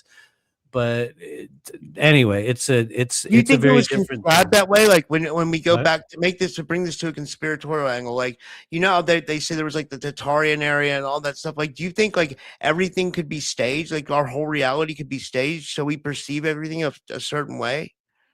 Honestly, I kind of think we're living in that to a certain extent, like the Truman Show ideology. I believe that there's tremendous authenticity to that. Do I think that it's as completely controlled and curated as we're led to believe? No, I think there's still a lot of room for randomness. I think that's part of what happens on a third density plane. There are many pre-planned, predetermined, preordained things. And then there's also a healthy amount of, just straight up free will. And, they talk about that in the law of one, you know what I mean?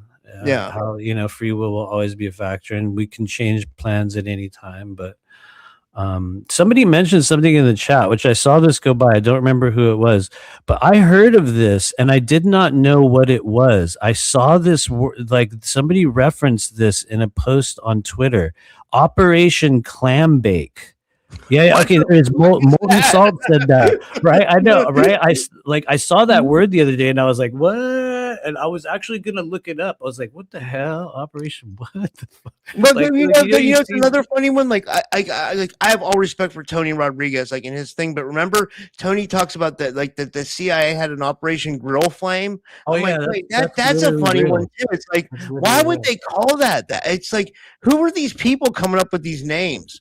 Operation Grill Flame, Operation Clam Bake. You know I what have I mean? heard of that. I didn't know what it was, but they wrote in the chat that it's an anti Scientology site. So now I will go look it up. I was like, what? When you just see it go by, and you're like, what the hell? Every day there's some new weird shit. You know what I mean? Some bizarre thing. Which actually reminds me, before we go, we have to do our reading for Joanna Childs. And We forgot her forever, dude. Andromeda too. It's Yeah. been so long, and I'm like, I'm sorry, Joanna Childs. You were like, we went on like a half-hour tangent. You know what I was mean? your birthday? Because I saw she wrote it down. I saw her go by in the chat like an hour ago. What was your birthday, Joanna? She's probably passed out. She's like, oh God, I can't handle it. What's wrong with this man? Dude, it was funny earlier in my stream when I had that girl Gulshan on. She used to come on my show like years ago. There was like 10 people from Australia on, and it was 3 a.m. in Australia. So like everybody was up that was in my chat, like there was on for Australia. It's Dude, hilarious. yeah. Like, Australians are a trip. I get a lot of Australians that book with me. I don't know why or how. It used to be the second most country aside from the US.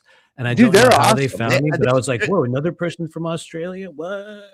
I like them, right? They're really good people, totally. you know. Oh yeah, I would love. I can't wait for the time in which I can go to Australia. Now it's mainly people from UK and Europe. I would say is the most US and UK Europe people. But anyway, this is for Julia Childs. We didn't pull her card, right? We never did it. We just went on. Okay, there she is, Joanna Childs, 7/29 or 29. Wait, you're probably European. Is that why you're doing that in reverse? So I'm gonna assume that's July 29th. I'm going to assume that, okay? Which might be a silly thing to do.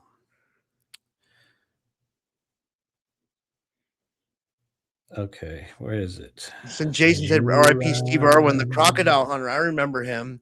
Dude, damn, I know Steve Irwin, for real, man. Steve Irwin. What really? Okay, hold on. We're going to talk about Steve Irwin in a second. But 29th here. Oh my God, this is a weird one. Julia Childs, my goodness. Check this out. I have never heard of this before, ladies and gentlemen. For the first time ever, Julia Childs, July 29th, on your birthday, is Cheese Sacrifice Purchase Day. What? That is weird. Cheese Sacrifice Purchase Day. Okay. And also, National Chicken Wing Day. Hey, so you get chicken wings, and I guess you're going to be sacrificing some cheese. I mean, how do we sacrifice cheese? The only way I know how to sacrifice anything is Office Space style. Yeah. I know there's some of you guys out there that have seen the movie Office Space. And so that means we're going to get a block of cheese. It's going to be camembert or brie or some shit like that, a soft cheese that we can lay waste to and just smack the shit out of it. We're going to get a big roll of it, And that's going to be part of your meetup, Rob. When we do the Typical Skeptic channel meetup, I'm going to bring a big roll of cheese, and we're going to go out into the swamps of Louisiana, and we're just we're gonna release our energy upon the cheese, which despite what some may tell you, is a very, very healthy process. You need to release intense rageful energy from your body, and there's a great stigma in spiritual communities that say, oh no, it can't be negative, don't be aggressive, don't be this. Dude, that's just it's so toxic. But we have to find positive ways to release it. And I'm a big advocate of rage therapies, where like they do in that movie, they break a laser printer, inanimate Yeah. objects, without feelings. You could yeah, I'm going to destroy it. So we're going to do it with I the remember that cheese Indian block. guy goes, he's like, back up in this bitch with the resurrection. Yeah, you know it, dude. You know it. That honestly, I have because I lost my ability to watch movies, but there's like a series of 90s movies that are like forever programmed into me, and that is definitely one of them. So, Dude, that was great. That was the best time for movies. Remember Dodgeball? yeah. Dodgeball was a hilarious one, What else? There was a bunch of there's a bunch of really Wedding Crashers was good. I mean, I it was remember that. Yeah. Tropic Thunder, where yeah. Oh yeah, that was the interest. Yeah, I remember that. I didn't see that until way later, but anyway, we're finally gonna do it. We never pulled her card. We got her. She's been waiting for an hour and a half. I know, right? I shuffled like 3 times in the background. I'm sitting here. Here we go. At long last, for the mind, body, spirit complex known as Joanna Childs. Thank you for waiting and playing along with this. I pray you get good news. We never know what comes out. 78 chances, could be anything. Here we go. 3, 2, 1. Joanna Childs. Oh, this is back. That means you're going to get another card. So you got a 10 of Pentacles in your life. This is a time in which you need to be looking at cycles, traditions, generational endings, closures that occur. You have a chance to inherit things in your life at a later stage as you get older with the 10 of Pentacles. And I'm not saying money per se, but energy, abilities, an ability to create movement and change in your life, maybe on a different level. But you do have to be willing to walk through a doorway through which you may never return again. And so you have that energy in your life. And just because we saw that earlier, we'll do another one real quick for Julia Childs. Boom. Oh, hello. It's a Queen of Cups. My goodness, what a different story. Queen of Cups is one of the most naturally intuitive characters in the world of multidimensional tarot. She's a classic observer. She sees everything, watches everything. There's a chance, Joanna Childs, that the people in your life, you might know more about them than they know about themselves. And let's be real, you have been right about a lot in this life, a lot more than probably you'll even admit. And it's not that, that you have to admit it. It's just that's Queen of Cups. She has tremendous, tremendous intuitive clarity.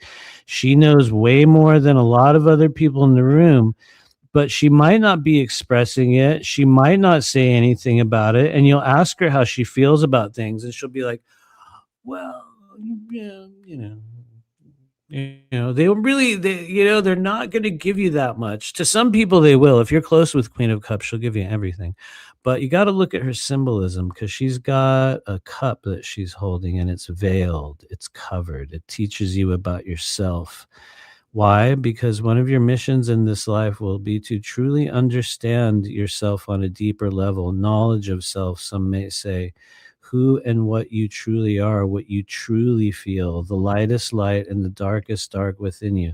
Queen of Cups has a lot to uncover within herself, but she doesn't always do so. And so as a result, she may get held back from certain things. She might lay in wait at times when she could be taking action. And so your mission is to get to know yourself on a deeper level at this stage of your life without fear or avoidance of anything you may have or be holding on to, and also to share those things with everybody. Share those energies. Share what is in your cup.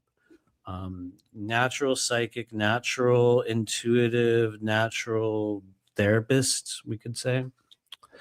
But I'll stop there. Thanks for waiting. I hope that helps you in some way or gives you a little something. Can we do one more? We Yes. could do the one that's the Andromedan. We can't, you know, Oh, it's hell like, yeah. No, it totally. What's going on? What's the let me see question? if I can find him. He says, "Sorry, Andromedan, you waited so." Wait, here it is. He says, "I hope he's still. He might have went to bed." It's okay. It's like It's early like, morning, and isn't he in Sweden? It's like, yeah, what time is it there? I don't know. 5 It's a.m., really 5 or 6 morning, a.m. No, it's all good. Yeah. General reading. Star I had a messaging. dream that I was going to meet the Andromedan. I had a dream that like maybe the meetup That'd be became cool. international and the Andromedan showed up. You know, well, that would be hilarious. Like that'd That be would awesome. actually be really, really cool.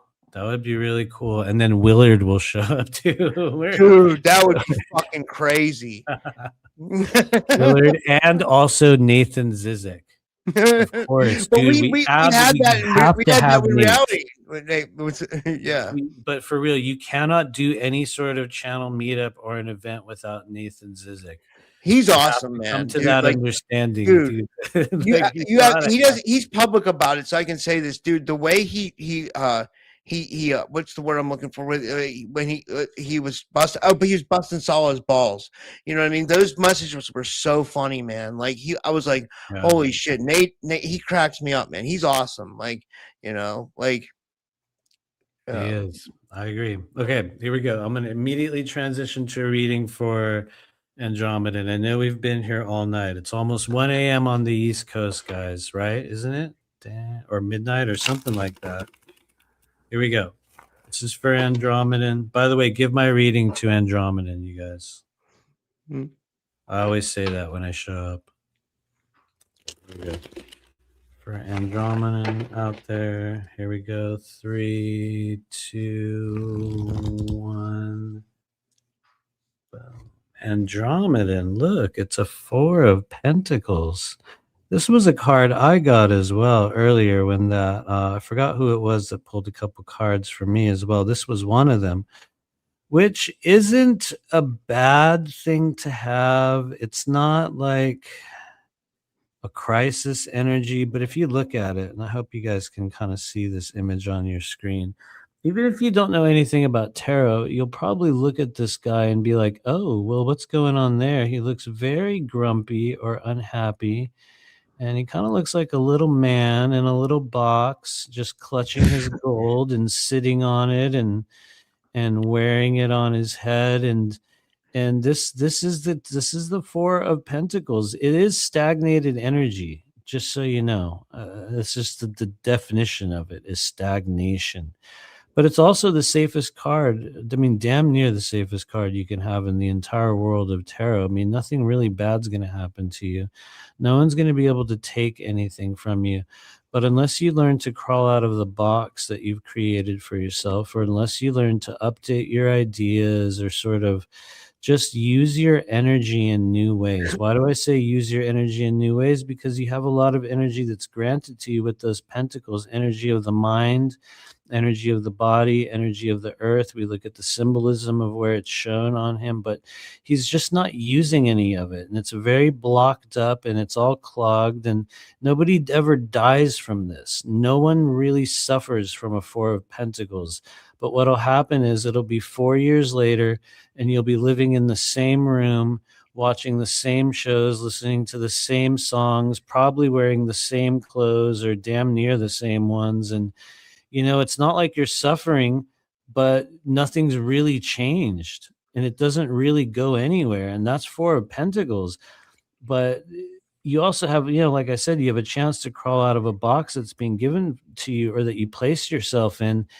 And so when we say, if you wanted to translate that into a message from those that guide you from other worlds, I would imagine it stands to reason that they're asking you to create new connections.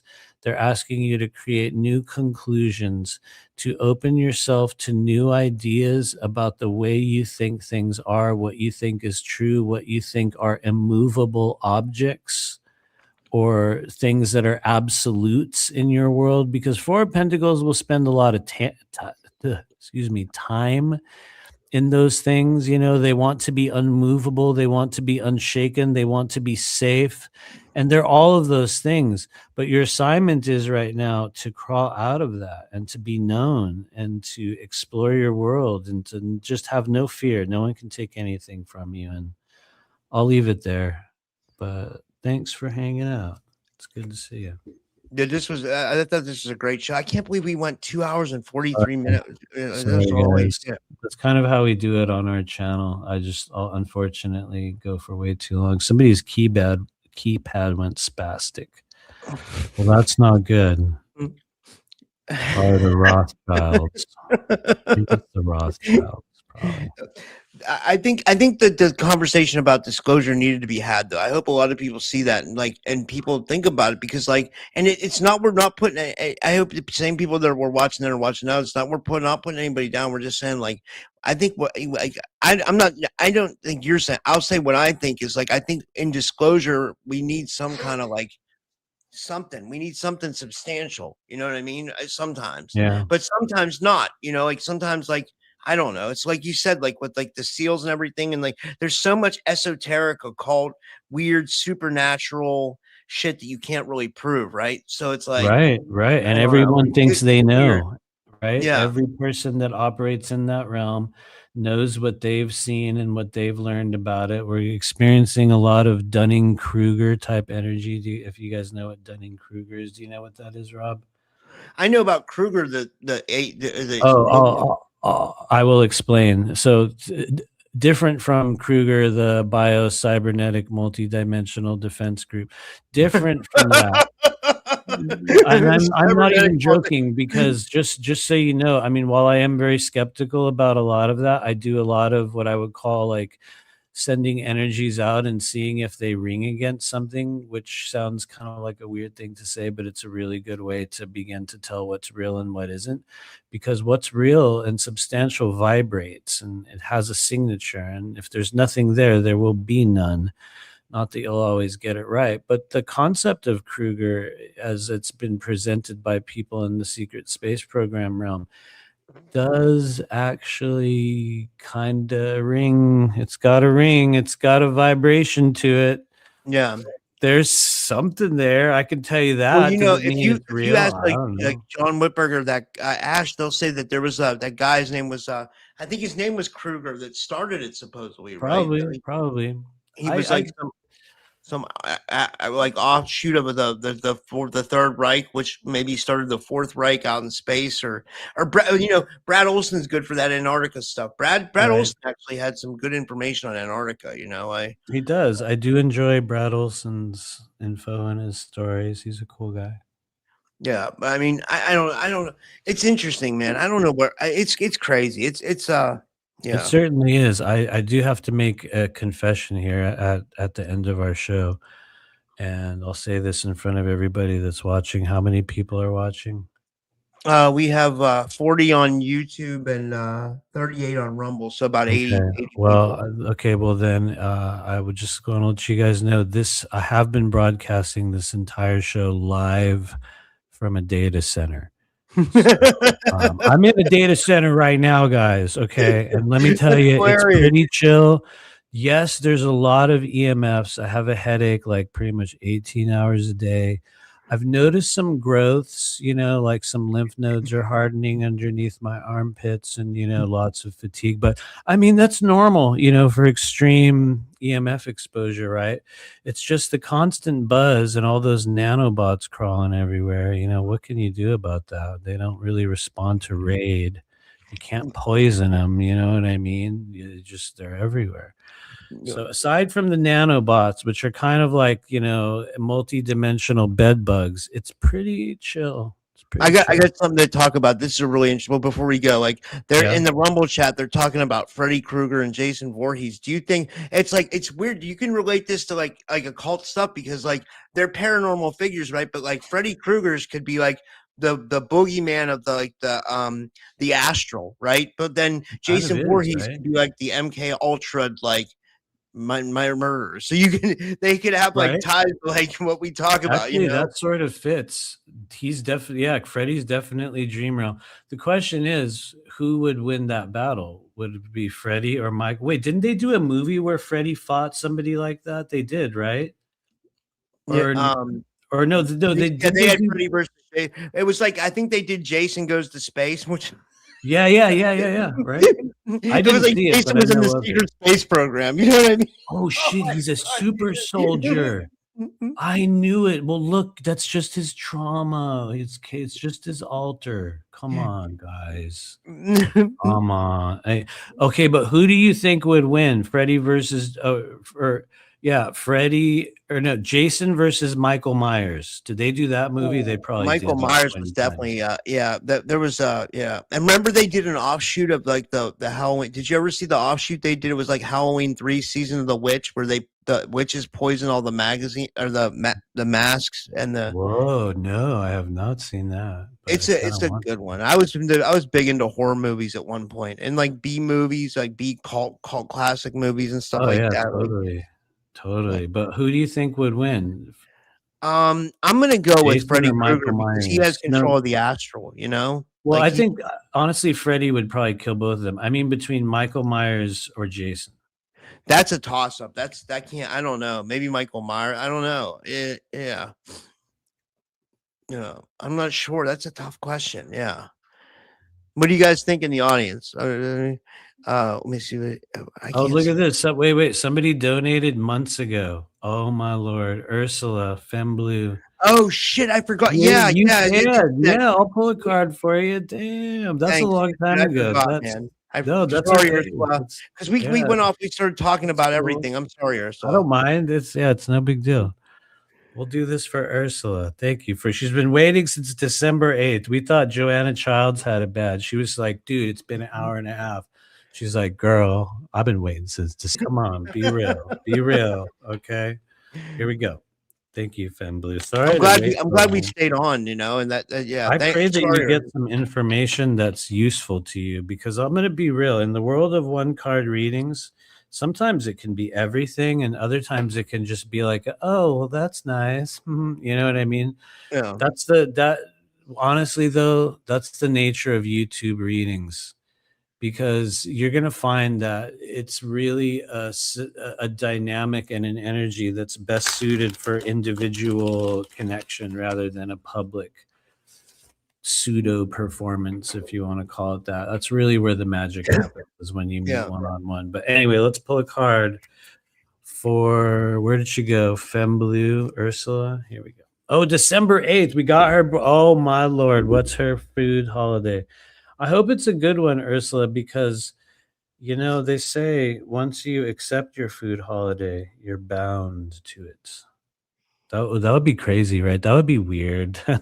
That's a weird twist. You're like, great. So I means I would be bound to only consuming bouillon base every December 14th. That's not a fun. Okay, wait, where is she? I forgot her birthday. Let me find her in the chat. Oh, let me see if I can find it. It's been almost 3 hours, so I'm in my altar now. This is my SSP janitor altar.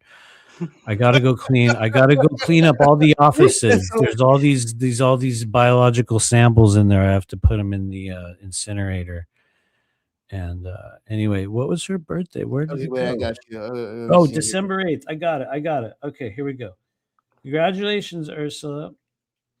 December 8th. Oh, so she didn't donate on December 8th. That's her birthday. I was like, damn, you've been waiting for a long. Do you realize I really took that one far? I was like, what?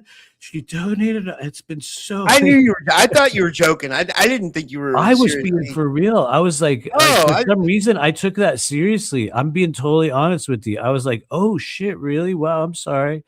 You know what I mean? Like, I actually felt bad, but I do have a weird thing about people feeling left out. That's why, like as we do our Patreon meetings, which is coming up. Actually, literally, we have our energy clearing tomorrow, but our readings are second week of August. So if you want to be guaranteed to get a reading, you can join us in Patreon. And I went last time, guys. I showed up. Oh, yeah, you were there. Rob was there. Yeah. Yeah. And tomorrow's energy readings, like Tomorrow is energy clearing meditation that we're doing. It's over on at Patreon Blue Flame Collective. and I'm a member, guys. I subscribe. So like, yeah, if you guys, yeah, if you, I'll you try to want be to there. join Yeah. us, the link is up. But let's get back to Ursula, because you got a pretty good, you have a double food birthday as well. And I want to be honest with you. One of them is really good. One of them's like I feel I would like to have this for a birthday. And then the other one is a thing that I have never heard of, Ursula. I don't know what it is. I have no idea. So first off, congratulations, Ursula. You were born on December 8th, which is National Chocolate Brownie Day. Whoa, Pretty that's good. That's a good one. I mean, personally for me, you might not be into brownies. I'm not like super into brownies, but like, you know what I mean? Like every now and then, like fresh and warm, it's like, it just hits. You know what I mean? You know, I hate Starbucks, but you know what? Starbucks has really good brownies, and I'm not joking. If you ever want to go, like if you're not a Starbucks person, because their coffee tastes like poison to me, just to be honest. Yeah. But they have really good brownies. Okay, so the other food holiday you have, Ursula, is like I said, I don't know what this is. Can someone look this up in the chat? You have National Donair Day. Donair, Donair, Donair. I'm gonna put it in the chat. Let me write it in the chat. Maybe someone out there who's quick on I've never heard of that. Yeah. On the chat can find it. I don't know what this is, man. I'll let someone in the chat. Idea.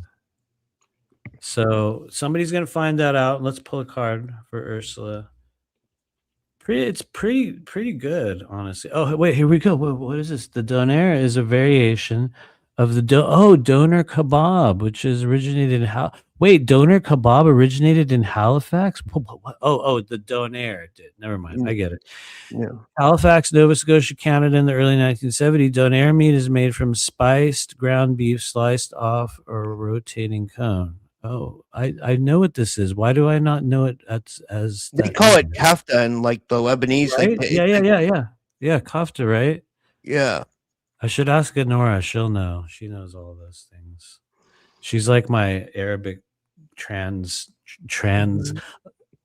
person, you know, like all those like war videos. I'm always like, hey, what does this say? What's going on? You know, does she know the language for real? Like, oh yeah, for real, really good. She'll say she doesn't. She'll be like, I don't, but dude, she knows. But anyway, let's get back to Ursula's card. Here we go. Thank you, Ursula. It's been 3 hours. For those of you guiding Ursula, in 3, 2, 1, let it be good news. Oh, look what it is. It's actually a Queen of Pentacles. Ursula, this is a particular message. You do have kind of a recommendation from Spirit right now. This is a time of beautification. Beautification of your home, beautification of yourself, beautification of your environment. This is a time to connect with nature, to ask yourself, what am I nurturing? What am I creating? Who am I taking care of? It's a natural mothering like energy. And even if you're not a mother in this life, or maybe you are, you'll also be asking yourself, like, what am I nurturing? What am I creating? Even if you're just being more nurturing to yourself. Physical appearances are very important to the Queen of Pentacles. So this is a good time if you are wanting to change or improve your physical appearance. She does care very much about that. She's the queen of the element of earth. And, you know, as long as her home is beautiful, that's really what matters the most. And she feels beautiful and abundant. It's a really good thing to have, provided you know what you want to manifest, because this is a character that can create easily. Most of the time their creations are things of, you know, within nature of the physical world, rather than structures and belongings and possessions, although it can also be that. She's very, very good at holding on to those things. She's very, very good at controlling, amassing those things. But her downside is, you really got to look at this in your life. I'm not saying you have this. I'm not defining you as such. I'm just saying one of her downsides is that she stagnates. and she does the same thing on the same day at the same time, and she just keeps doing it, and it's not bad, but her routines are her strength and her routines are her weakness. And so you got to look at routines in your life. You got to look at stagnated energy. You have authorization to beautify yourself and everything around you right now. It's a recommendation, rather. And just don't stay still for too long. That's one of the downfalls of King and Queen of Pentacles. They don't come to you, you go to them. And sometimes that can be a problem because they'll be lying in wait for stuff. And they'll be like, oh, they'll show up, they're coming. And sometimes they don't. So there's rearrangements you might have to make in your physical world to make yourself available for new stuff. It's like you have to make room for certain things for Queen of Pentacles. If she want to manifest something new, it's like she has to make room for or space for it in her garden. If you're not into gardening or planting or nurturing that form of life, you might be naturally good at it. So check it out if you can. And anyway, I hope that helps. I hope that helps you a little bit. You've got the Wow, we literally went 3 hours. Holy shit, man! If you guys, I guess we should stop now, right? if you just come in now, I mean, you guys missed a really good show. It was we went into like the whole disclosure stuff and like everything. So I mean, definitely. And if you've been here the whole time, thank you. You're a real one. Yeah, absolutely. And leave a comment, guys, if you can. Like if you're on Rumble or YouTube, leave a comment. It helps. Like, it really does. And we're being shadow banned, man. Like I know Matt's channel is. I hate saying that because it's cliche. Everybody says it, but like it doesn't make sense. Like when I'm trying as hard as I can to do. It's a real thing. It's really real. Yeah. I'm trying to up my production value. I'm trying to do everything I can to stick out on YouTube, and I just I don't know. I don't get anywhere. I don't understand. I think in some cases it's not so much that certain channels are getting shadow banned anymore. It's less of like you're getting shoved into a closet so you can't be seen. And it's more of like other people will fit a certain algorithm and they heavily promote. And it's like the YouTube AI searches for that algorithm specifically. And so it's like if you fit certain categories, it doesn't matter what the topic is, you'll rise. And if you don't fit certain categories, you'll just languish in the background. You know what I mean? That's kind of how it is. I mean, but that's just the world of YouTube. You know what I mean? Yeah. I mean, I should be grateful that we have as many subscribers as we do. You know what I mean? Because some people can't even get 100. But the reason why I complain about YouTube is because just so for everyone that knows, it's not that I'm shadow banned. There's some kind of glitch where like I only get unsubscribed to. Like every single week, somehow 20 people unsubscribe from my channel.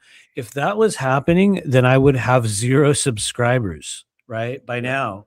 It's so weird. I should show screenshots of it over time and like last week it was this, next week it's this, and it's like, how is that mathematically possible?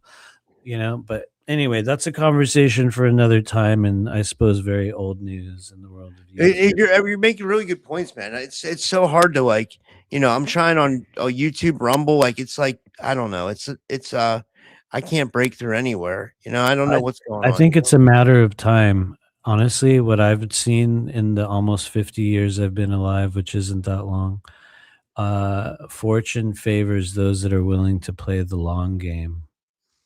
Long game players.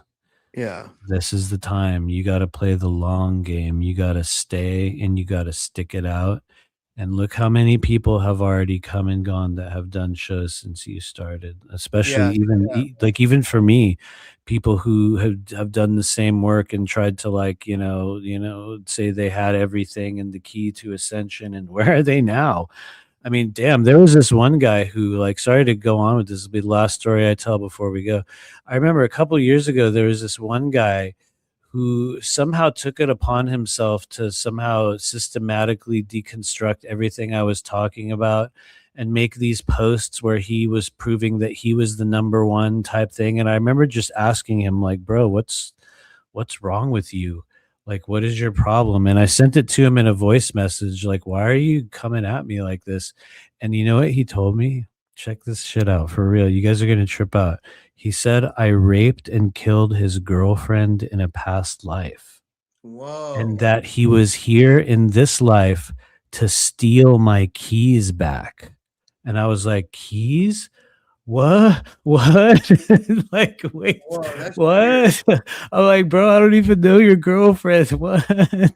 And so it's like you watch people come and go, and they go through these weird series of versions of themselves, and you're like, whoa, where did that one come from? I mean, think of how many really chaotic personalities you've seen rise and fall in the 2,700 shows that you have done. Like some really chaotic ones, some really cool ones, you know what I mean? But it's like people, a lot of people have came and gone. I have been doing it for like 7 years. Yeah, it's like, I thought I was going to be gone too when they took my channel down. I don't know. oh no, you will not be gone until you decide to pull the plug. But the reason why I was telling that story about that dumb guy was because I think there will always be people that you will see that will come and go. They will rise and fall. And that dude doesn't even have a channel anymore. Yeah. Shut down every single thing about him is erased. And not that that's good. I'm not saying like I win, you lose. It's just what you will see is that you will watch every trend and every cool story and every state of identity that you get watched lorded over you in these shows. You will hang out here long enough, and in the next 5 or 6 years, you will watch them all completely recycle themselves and be represented again in a different form, in a different color, with a slightly different name, and the story will be the same. Yeah. The story will be the same.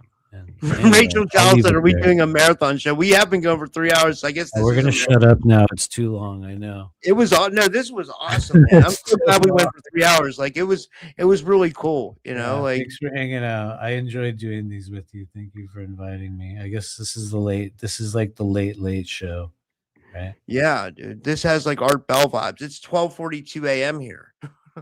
I'm never usually on this late, it's pretty cool, man. It's yeah. Totally. Anyway, we will roll out of here. For those of you guys that want to find me, you can do so at rememberyourmission.com. I'm also on YouTube at Remember Your Mission. And you can also find me on YouTube at my second channel, which we have been doing some lives on. We're going to do one in the coming week, believe it or not. And that is End Times Madness, or you can just enter The End of the World with Matthew Mournian and you will find it. I guarantee it, you'll find it. And so I'm trying to build up the second channel. We'll see if we can get it to go anywhere. I don't know if it's under the same algorithmic cap, but you can find us at End Times Madness. You can find us at Remember Your Mission. You can find us on Patreon at the Blue Flame Collective. And thanks for hanging out, everybody. Yeah, I just have one more thing to say, dude. This is hilarious. Some girl named Britton Collette in the chat keeps saying over and over, she keeps saying Elon has me in his data center. Wait, what? Who said that? If you look at the chat, like coming by, there's a girl named Britton Collette in the chat, and she keeps texting over, and she keeps writing in the chat over and over again. She keeps saying Elon has me in his data center. Britton, tell us what's it like in the data center. Can you please describe the data center for us if you're quick on the chat? Like, are they reincarnating people there, or what's going on? Like, is it sort of like the Dulce base, where there's like tubes and half-formed organisms? Is there like a mutated version of Elon that's been mixed with a strange predatory animal like a gorilla? Of course, it'll be a snow white albino gorilla. That's hilarious, but dude. It has the face of Elon and the voice of Elon. You know what I mean? Is there anything like that in there? Is there a hall of horrors that you can describe? Are there a series of cybernetic beings that haunt the hallways searching for live human blood? Holy shit, man. Somebody says, yay, daddy. What's up? Dude, this is fucking crazy, man. Hey, okay. Later, I can't imagine, Anchor Haven said she goes live like late, like she'll go live like late here in the morning. I bet you get the later it gets, you get the crazier people you get. Like if I you're on hope so. in the morning, I bet I you get hope like it gets weirder. I mean, I guess on the West Coast it's only what, like 9 o'clock. So it's Yeah. like for us, it's like what, like but actually for me it's not that bad. It's 11:45, but yeah, and oh yeah, he does. He's got a lot of kids, right? How many of them are real? How many of them are AI? How many Elons are there? That's the big question, because I'm starting to notice there's a couple different versions of Elon, and a lot of people have been hinting at that. But we'll talk about that in our coming episode. In the next 30 days, we shall return, and we'll dive real deep quick. into. Missy asked it real quick. She said, "What's the name of your other channel? Is it called The End of the World with Matthew Mournian?" It is called The End of the World with Matthew Mournian, or you could just do at End Times Madness, and that's sort of like the dark channel. I have a light channel and a dark channel.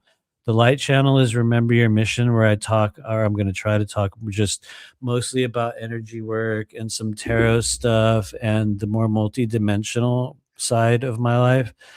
Then the other channel, which is very needed, is to talk about the other side of my life, which is just very humorously chaotic and randomly weird, and I'm just a weird mix-up of a bunch of different archetypes all rolled into one. And so that's the place where I can just not give a shit. Yeah. And so anyway, all right, guys. Well, we will see you tomorrow, and have a good night, everybody. And thanks everybody for tuning in.